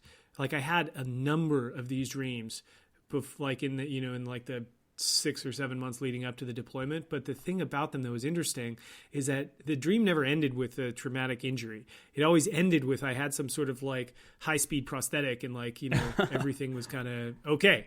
That's crazy. And yeah, and one of I think Andrew mentioned, with Staff Sergeant at the time, Sanchez, who had the traumatic amputation due to the IED on his deployment, and now he's like, just I think even like when we were leaving, he was like, on the road to having this amazing recovery and doing all the awesome stuff that he's doing now, and so that I remember thinking that was kind of odd. But no, like we got to March Air Force Base, everybody, all the gear was ready. Everybody was ready. We'd, done this, long, kind of final level training in Germany, where we were all together kind of living in these like awful conditions where it like, went from being 28 degrees and snowing to like 32 degrees and raining with like no sunshine for like 30 straight days. And so we were like, everybody's like, patrolling in the snow, just cold and wet, with all these Army Op 4 guys running around. So yeah, I think people were ready to kind of go and just get the job done. Yeah. So, we went out there and, rotated through Kyrgyzstan and into Leatherneck, got out to our combat outpost not that long after in April of 2013, and just started turning over as soon as we got there. The poppies were in bloom. It was raining a lot. It was kind of this alien landscape. I just didn't really know what to expect when I got there. What month did you get there again? April. Okay. And, soon enough, the other guys were gone and it was us there. And so I was up at Combat Outpost Shergazi, which was the northernmost position, kind of right where the Y intersection of Route Red, where it went up to the district center in Nowzad and the district center in Musukela. And so Shergazi was actually a little village that was right there. And then the road went down. And so our other positions were kind of dotted along there going to the south. And our mission was basically to make sure that this, key strategic main supply route was free of, ambushes or, emplaced IEDs. But at the same time, we were fairly restricted in our ability to go out and really kind of like aggressively and proactively deal with any intelligence about what was going on with enemy forces in the area. So it's kind of, we were relegated to focusing on the road, making sure the road was safe, and we did a lot of dismounted patrols in the village, and some, we called them hybrid patrols, where we'd be mounted for a while and then get out and be dismounted. But ultimately, because at the time, the first people into any structures had to be Afghan. And then the bulk of, we just didn't have enough of a force laydown to have a lot of Marines on anything. So it was the bulk of the forces were Georgian. And, we found sometimes we had a number of challenges, just tactical challenges working with our partner forces there. It kind of forced us to have a more narrow focus. Oh yeah, I mean, and so that was very frustrating, especially as the enemy activity increased, because I think the Taliban conflated. Well, I don't think I know. The Taliban conflated, the Georgians with the Soviet forces that had been there years earlier. They put out YouTube videos and all this stuff about it. They were pretty unabashed that they thought that the Georgians were there, not in the same. They didn't think about their presence in the same way that they thought about our presence, and they put a lot of strategic resources in terms of suicide truck bombs and car bombs and things that they were probably saving for something important towards us, and so that was that was frustrating. I imagine that was. I can't imagine also working between two languages. I mean, you could be in a firefight and having to deal with two different language. I don't know. That's just how many linguists did you guys have running around? Not that many. Not enough, probably. Not enough. And it was actually three languages, because the Afghan forces we worked with, predominantly spoke Dari, and then local folks spoke Pashto, and then the Georgians spoke Kartuli. So you've got three ancient languages. A lot of vast cultural differences. Some of which we'd had training on. Some of which you're finding new and interesting things all the time. Yeah. And so it made for a lot of frustrations for the team. Where we're trying to do the job that we were trained to do the best we could. And, I think anybody that has operated, with partner forces of, varying levels of proficiency and, in restrictive rules of engagement settings, and then the enemy always has, a say in that. It's just, you have to be, you have to see the forest from the trees. You have to take those opportunities to off gas and not let it get to you, and then just keep doing your job and keeping your folks safe. And so, by the end of the deployment, we had lost more Georgian soldiers, mostly in these kind of catastrophic VBIT attacks than, Taliban soldiers that we were able to take off the battlefield. Oh, really? And so, yeah. And because, we came into a lot of ROE challenges, the ability to kind of be more proactive. It was challenging. I think, and I know that the Georgians probably felt, very frustrated as well. But, ultimately our mission there was to keep Route Red secure. And, and we did that. We were, as, forces were, coming back from the district centers, they were able to, fall back in on our bases, continue down, during the demil process and do that safely. So we were, successful in that mission, but it came at great cost. People mistakenly think that we're just flinging hellfires and stuff and there's drones everywhere and that you just have free will to just blow stuff up. They don't really, I don't think because there are incidents that happen. I mean, it's just the nature of the beast of combat. It's something that's always occurred. Civilian casualties and fratricide events, unfortunately, as well. But I don't think people understand the process that sometimes it takes to get an ordnance drop onto a target, especially if they're not actually engaging you at that time. You have to jump these different barriers of yes, he is an enemy. Yes, he is carrying a weapon. Yes, he is actively threatening to the force, even if he's not actually firing on them at the time. And it's so you just talking about your ROE issues, that just made me think of that. And it's super frustrating sometimes. And I get the point for it sometimes as well, but I feel like we hinder ourselves so much. You get a hamstring because of somebody wants to come in and make a decision and change up the ROEs because of whatever, one thing or another. I don't know. I know you felt the effect of it, and I definitely felt the effect of being under fire, honestly, and being told, no, your mission's not approved because this dude's standing next to a mud wall, not even a compound, it's next to a mud wall. Right. So that's considered a structure. I get it. You're pinned down. Yeah. And the instance I'm talking about, I was literally pinned down with rounds flying right over me.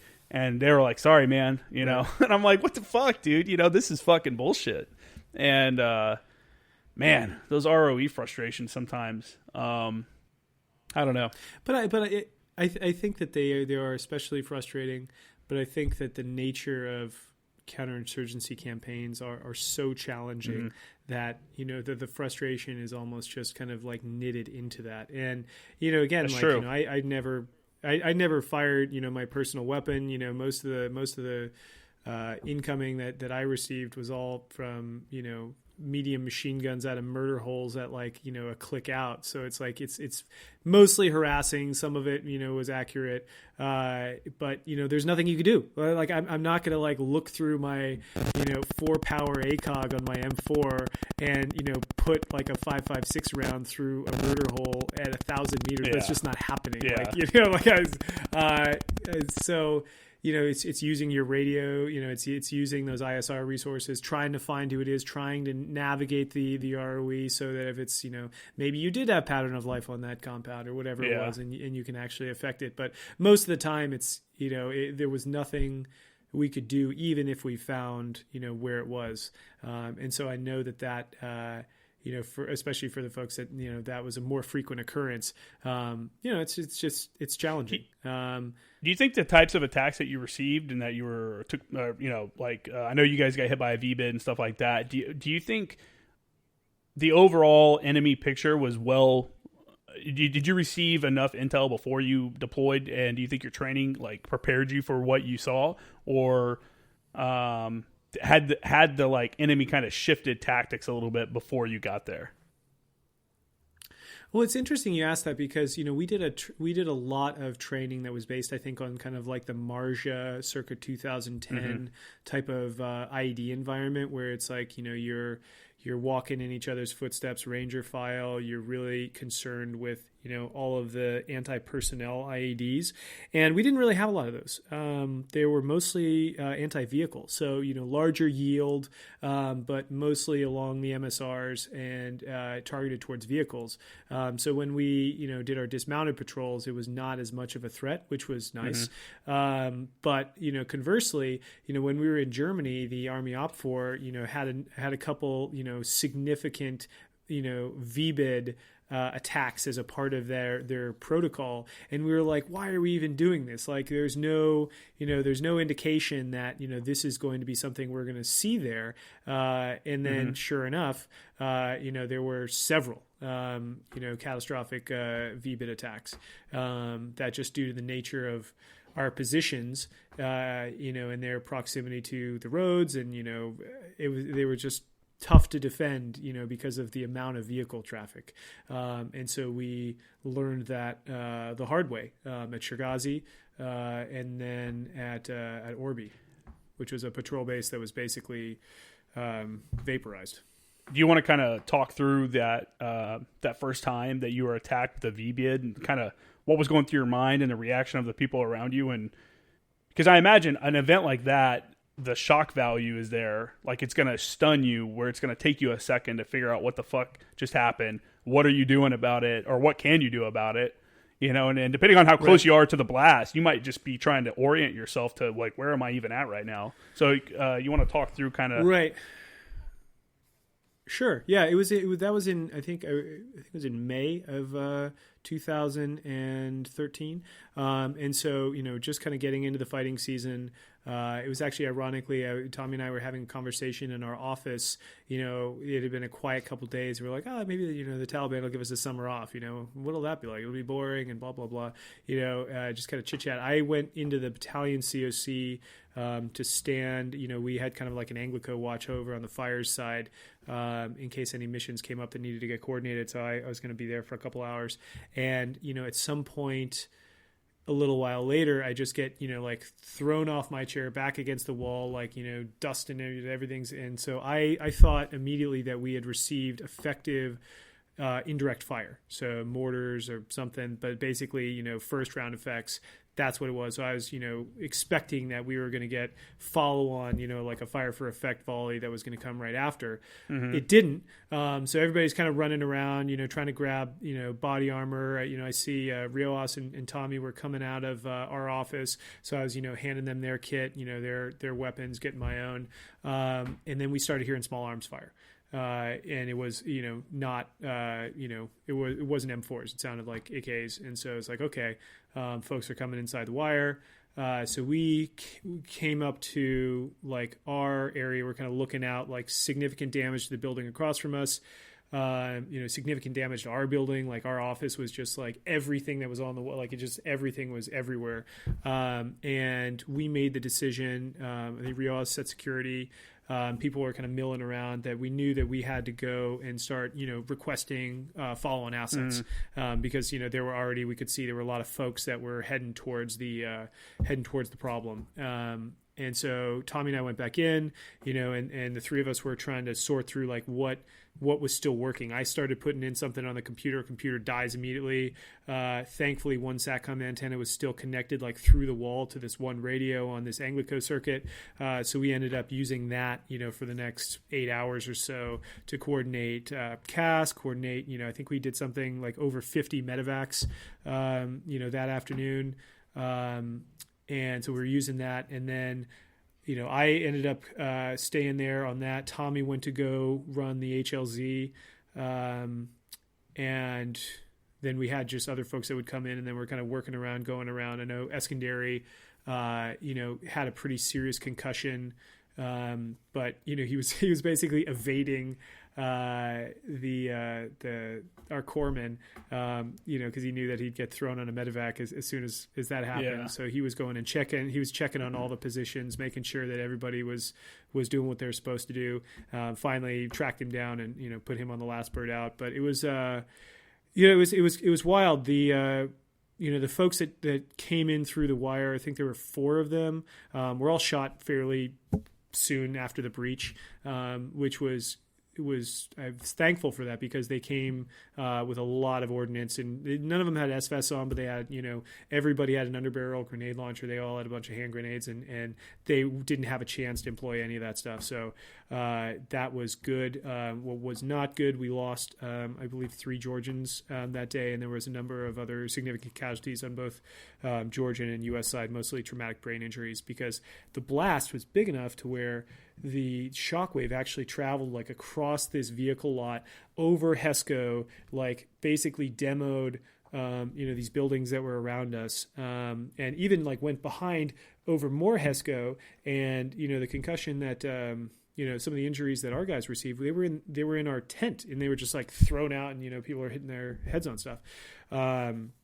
So it was a sizable truck or whatever it was, but people reacted very fast, and so we had a tank with their FAC that went out and plugged the hole where the breach site was. So when we were splitting up, like who had brief, stack, mark, and control, we were doing that between myself, Tommy at the HLZ, and the air officer who was in one of the M1s that was plugging the hole, and everybody was kind of just like doing what they needed to do to get the wounded across the base to the HLZ, and then just start cycling in those medevac birds. So it was a catastrophic blast, obviously a lot of casualties, but I think that everybody that day did their job very well. And so we were able then to kind of bounce back in terms of bringing CBs in, fixing the buildings, shoring up all the defenses, so that that position became a much harder target, absolutely as soon as possible thereafter. After the initial attack, when you guys had you had guys breaching the wire, were they repelled by Marine or Georgian forces, or do you even know? It's is that a point of contention? Yeah, it is, yeah, because there were some Marines that were decorated. There were some CLB Marines that were decorated for repelling that breach, and that was documented in the Marine Times, and that just was. I don't know who sent up that narrative, but that was not my understanding. That was not anybody's understanding who was around there. My understanding is that there was actually a Georgian guy who basically was in a shitter with his M4 and walked out of that and smoked like all those dudes.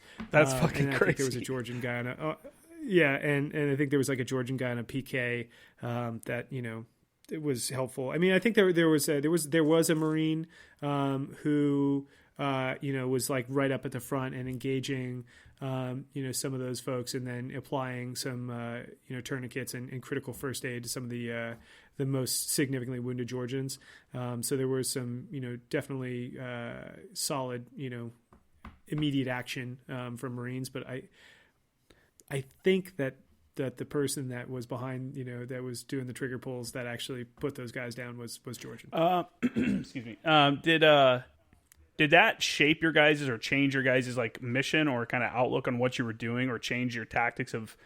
Because it's how do you defend against a VBID? You really, unless you have a good serpentine, and stuff like that. It's like, that's one of those things. It's hard. So did that have any kind of effect on how your security, changed or anything like that? Well, it's specifically, there were certainly, measures we took to try to improve our security situation as best we could. But, more generally, it was very hard to adjust much because, there's the road that's right there. Yeah. And you can't just pick the base up and move it like 100 meters back the other way. And also it was a well-traveled road.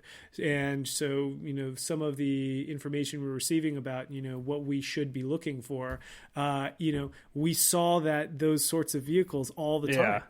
So it made it very challenging to try to understand, like, okay, if and when we start, getting the spidey sense about particular vehicles, like at what point, you're not going to go up and stop somebody and be like, hey, excuse me, sir, like, can I see what's in your trunk? Do you have a bomb? So there wasn't that much that you could do, because those situations just change in a heartbeat when somebody just, throws the wheel over to the other side, and, runs into your barrier. But certainly there were things that we did. We did the best we could in terms of trying to be better prepared to offset that. Unfortunately, we suffered another significant attack some months later at a smaller patrol base where the Taliban basically just ran a truck into the front gate and killed, more than half of the Georgian soldiers who were there, significantly injured all but one of the remaining. And, the ANGLICO team was one of the first teams that went out there. I was on watch, and there were some Cobras that were flying through, and one of them noted that they just saw like the biggest explosion they'd ever seen, and sent a grid back, and we threw it into the system, and the grid came up as patrol base. Yeah, our patrol base. And so they remain in overhead. We were able to like pass like FAC-A control to them for a bit until our guys could get there, and then. Matt Kokel, who's one of our FIC leaders, captain, he and his team were there, as soon as they could. They were helping, recover remains, set security, bringing in, Kazovac birds. That's rough, man. So they did, they did incredible work that night. And yeah, but that was tough. So, the 42nd Battalion definitely, that was a very challenging deployment. Was it a similar attack where they used a VBID followed up by people trying to breach through the wire? It was such a small position they didn't need to. The size of the charge was enough to where they had the patrol base was destroyed based on the explosion alone. Man, that's rough, dude. That's I mean, it's that's when you hear people when you see online people put like combat deployments, experiences may vary. You got the dude picture the guy sitting at the green bean, coffee house bitching about his deployment, and then you got the dude out there that just ate a VBID, and that's just right. It's I can never understand that because I've never been in a situation like that, and I think it's something that people hear about. I mean, VBIDs are common kind of verbiage. I would feel like at this point because of attacks in the Middle East and overall just over time it's just become a popular way for terrorists to strike targets because we've talked about it's how do you stop it, especially in an area like you said where you have a main road running next to your fob or your cop or whatever you guys considered it. It's just it almost is easier just to say, hey, move the base 100 meters. Like that's right. Really the only thing you can do unless you want to put up giant T barriers, to protect you, but that's just not practical, especially, that's not Leatherneck. That's you're in a village, and how's that feel to the villagers when you've surrounded yourself in armor and they're all out there like, what the fuck, man? Now if a VBID goes off, we're screwed. Right. That's rough, man. That's rough. Is there anything else you want to talk about through that deployment? Any other significant events or lessons learned? Anything funny that you remember from that deployment? It's, lighter side of the deployment. It's like the lighter side was omnipresent. Yeah. Because I think that people, there were hard days and there were days that weren't as hard, but I think everyone knew that you can't dwell on it.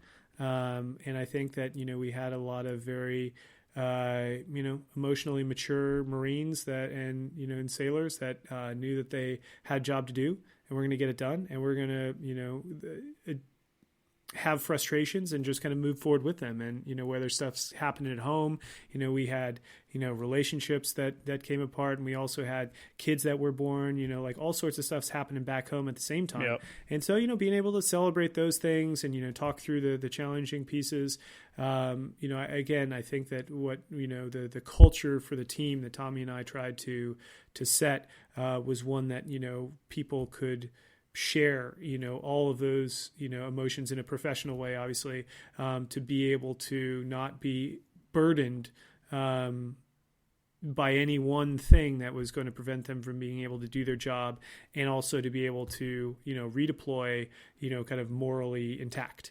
And that was very important for us. So coming to the end of that deployment, seeing like so much destruction and rot, haven't happened, and like, how was your resolve of being in the military? Were you glad? Were you still happy that you had joined? Were you glad that you got to do that deployment? And did it change your kind of outlook on the military at all? It did not. No.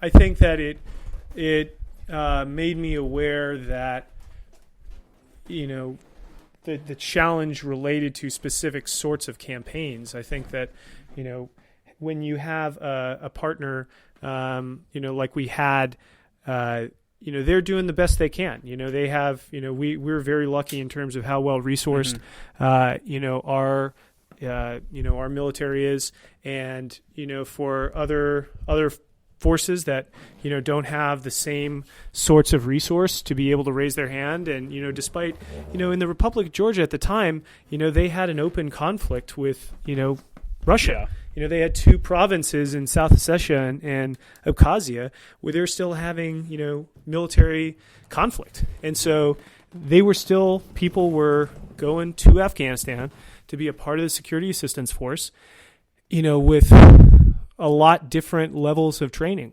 And so I think that, while there was a lot of frustration sometimes with the fact that we were at different levels, I think that you have to have a fundamental respect not only for those folks, but also for the enemy. You can be upset with the enemy.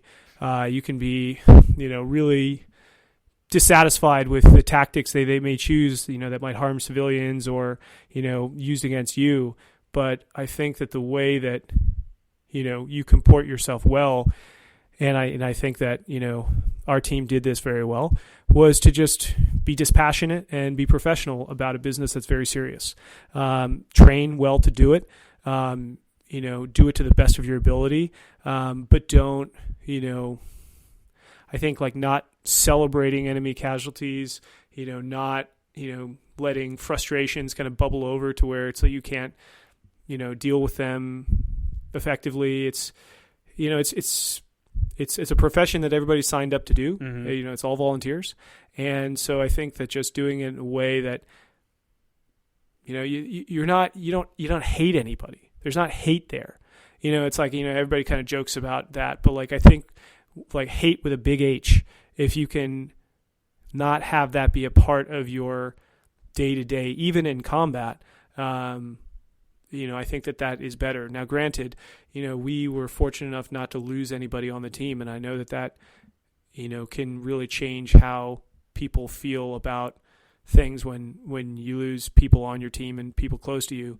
So I have not had that experience, but just based on the experience I did have, I think that was helpful to think that, hey, if I was in the shoes of, those insurgent forces, what would I be doing? Yeah. And it's probably similar shit.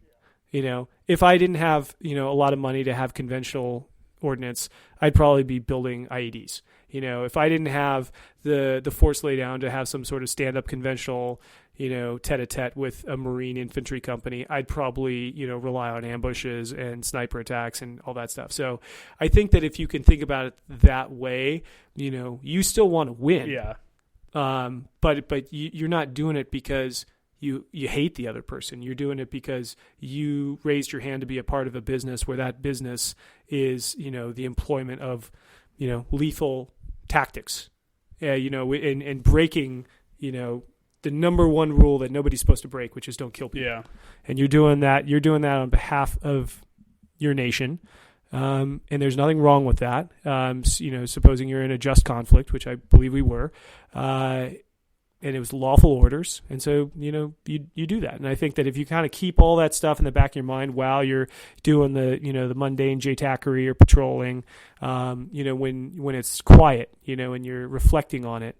I've never lost a night of sleep from anything that I did in the military ever. Yeah, no. Yeah, I know what you're saying. Yeah, you gotta, I can't remember the phrase. They're like, come back with your honor clean, which is obviously something that has to do with it talks about with POWs and stuff, but it's just, it all means the same. Right. So what was it like coming back from that deployment and readjusting to, moving from a world where everything's either made out of plywood or rubber tinning, and run by generators, and you're in this dusty environment, you're in this strange country with multiple languages in your case going on. What was it like coming from that and coming back to the States and then just reintegrating kind of into society at large? And this is still in the military, which obviously gives you that buffer where you're not really fully reintegrating into society. But even coming back from a combat deployment where it was kinetic and there was definitely moments where you could have been killed. When you come back when I came back, I know it was just weird sometimes being around some Marines that hadn't experienced that and how they talked about stuff. And it's just like, dude, like, it's real frustrating. It was real frustrating. I remember, so one story I remember going to the rifle range. I just came out of singing and they're like, hey, back from the deployment, you got to go to the rifle range. So I go to the rifle range and there was this other staff sergeant there and he was super butthurt I wouldn't let him be on the first relay for our target. So he was like we were kind of going back and forth about, it was so stupid. And then I think later on he realized it was kind of stupid. So he tried to have a conversation with me. And me and my buddy were standing there and he's like, oh, you just came back from deployment. And I was like, yeah, I was like, yeah, I just got back from Afghanistan. He's like, where were you at? And I was like, I was in Sangin. And he's like, oh, I've never heard of it.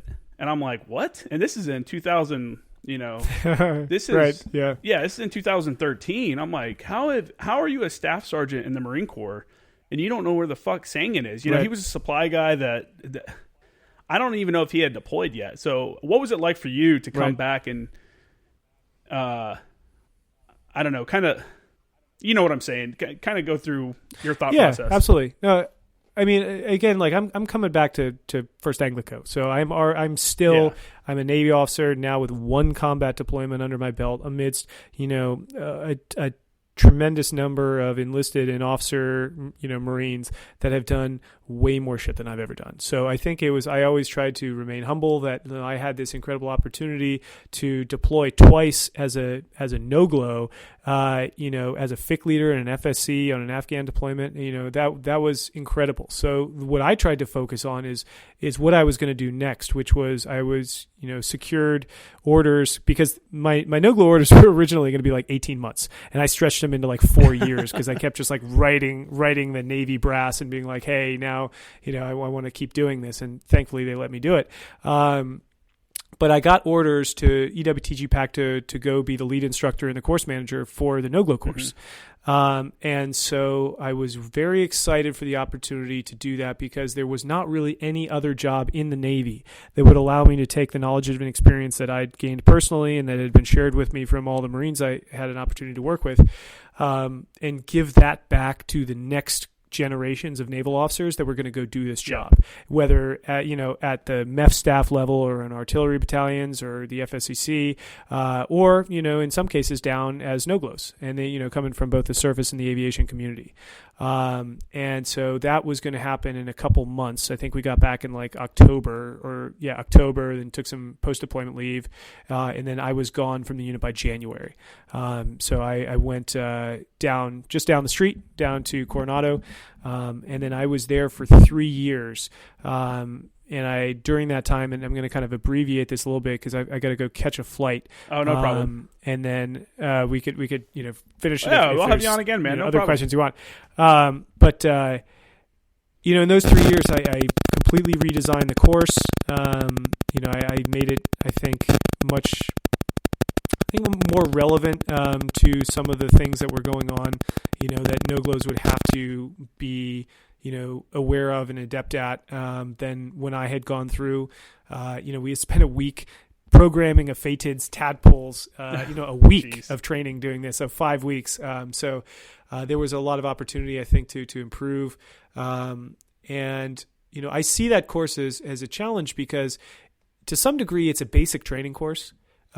Because you're taking officers that are coming from the surface Navy or the aviation community on the Navy side, and you're teaching them how to be enablers, yes, but in a ground combat setting with Marine Yeah. units, and in that setting, everyone that is there, whether you are a logistician or you're turning wrenches on, an MRAP, or you're the battalion commander, and everywhere in between, when dudes come through the wire, the expectation is you are going to grab your kit and your rifle, and you're going to be a part of the solution in responding to that. And that sort of training is not something that anybody got. That sort of mentality is different, I think, than you just have in those other things. So in addition to teaching the particular skill sets around fire support coordination and naval surface fire support, my instructors and I also had to do that. You had to get people in 5 weeks into the physical shape to be able to do that, and also the headspace. And then also be, proficient in all those skills. And so I took that seriously. I really enjoyed that challenge. I took some of the training from the Mountain Tactical Institute with Rob Shaw out in Jackson, and adapted, our workout progression to those. Built a very robust final exercise that was a couple days up in Camp Pendleton, where folks were, operating under realistic combat loads, for 15 to 20 miles, setting up OPs, they were, long range comms, all this stuff. And by the end of it, I think that, by the end of the 3 years, I had trained every no-glow in the Navy, because there aren't that many of them. Yeah, and it's a I small was job, exceptionally for sure. proud. I was exceptionally, the things that I was most proud of in my military service and the active duty, because I got out of the active duty after that, were I was batting about 800 on the awards write-ups for our Afghan deployment. So I wrote all our citations, and I was able to get, NAM Vs for Lance Corporals, COM Vs for sergeants. These were awards that were earned. And, if in any small way, the way I approached writing those citations, allowed them to move forward in ways that some others didn't. That was really important to me. I wrote up a combat meritorious promotion for our corpsman, which was approved, and I got to promote him to hospital corpsman second class, which was really meaningful to me. Those combined with the fact that I got to impart, the wisdom from those 4 years with ANGLICO in the Fleet Marine Force to all of the no-glows going forward, that was awesome.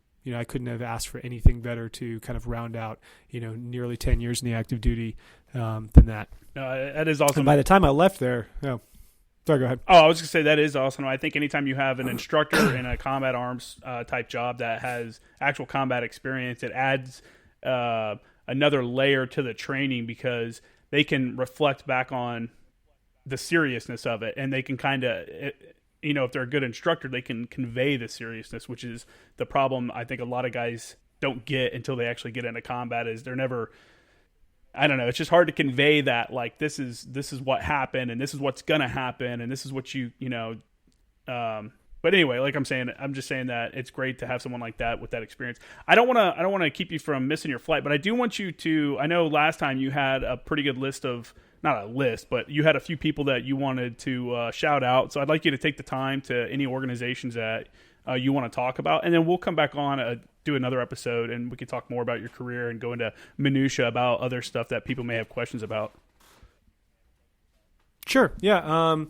Some of the organizations that I think are really amazing. One of them that I've been working with recently is the New Politics Leadership Academy, and so it's a nonpartisan organization that encourages people with a national service background, whether that's military veterans or AmeriCorps, Teach for America, Conservation Corps, Peace Corps alumni, to consider going into politics, whether that's as a someone running for office, or on a campaign staff, or part of a staff.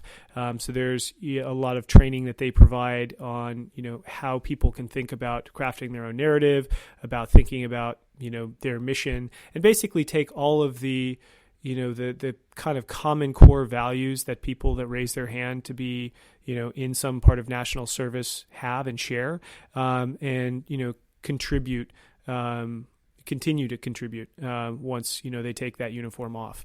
The Team Rubicon, from a volunteer perspective, is an incredibly wonderful organization. I've been associated with them now for about 5 years.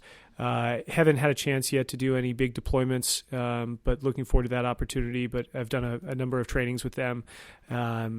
The way that the founders kind of crafted this organization around a structure that is familiar to veterans, and deployment structures that are familiar to veterans, and again, just providing an opportunity to give back in a way that feels familiar but is really, really impactful. I think is really is great, and so they do great work there. Yeah, I've heard nothing but good things. I have another friend that's two off the also top of the head, associated with them. Yeah, I have another friend that's also associated with them, and it's you always see them or hear about them during these like natural disaster events. They're always out there, so that's awesome, man. Well, I appreciate you coming on and getting the recording done, and I'll have you on again, and we'll like I said, we'll talk through some more of your experience, and I'd like to talk some about what it's like, what the transition was like for you from the active Navy to the reserve Navy, and some of your civilian experience as well. But again, thanks for coming on. I think when this comes out, it'll be around Christmas time frame. So if I don't talk to you before then, I hope you have a good Christmas and good holidays. And thanks, man. Thank you so much, Justin. Really appreciate what you're doing with this. I think it's wonderful. I really it's meaningful for me to be able to come on and share my story and kind of throw some names out there for a number of Marines and sailors that have really meant a lot to me. I know very recently, just finishing up here, Sergeant Riojas, who I mentioned a couple times, he's graduating from his undergraduate program in I guess it's 5 days. Oh, that's awesome. Which is awesome. One of corporals out in Afghanistan, Corporal Hunter, is now a chief warrant officer hunter in the Army. So he cross-decked, and he's going to go fly helos over there. Eskandari is with MARSOC on the contracting side now after doing a lot of great work down there. So it's inspiring to see just all the wonderful things that folks are doing on the backside of some really great service, and it's just I've always been humbled by the folks that I get to work with. Definitely, for sure. All right, well, hey everyone, do you want to throw out your own Instagram page or anything like that? Yeah, sure. It's E as in Echo, Lamb like the animal, the number 8, the number 5. Cool. And mine is J Kramer Graphics. I also have like a backup one. I haven't really been using it too much, which I actually have a former Action Guys Instagram page, but I'm mainly on that J Kramer Graphics. And everyone check out my website at jkramergraphics.com and have a good one.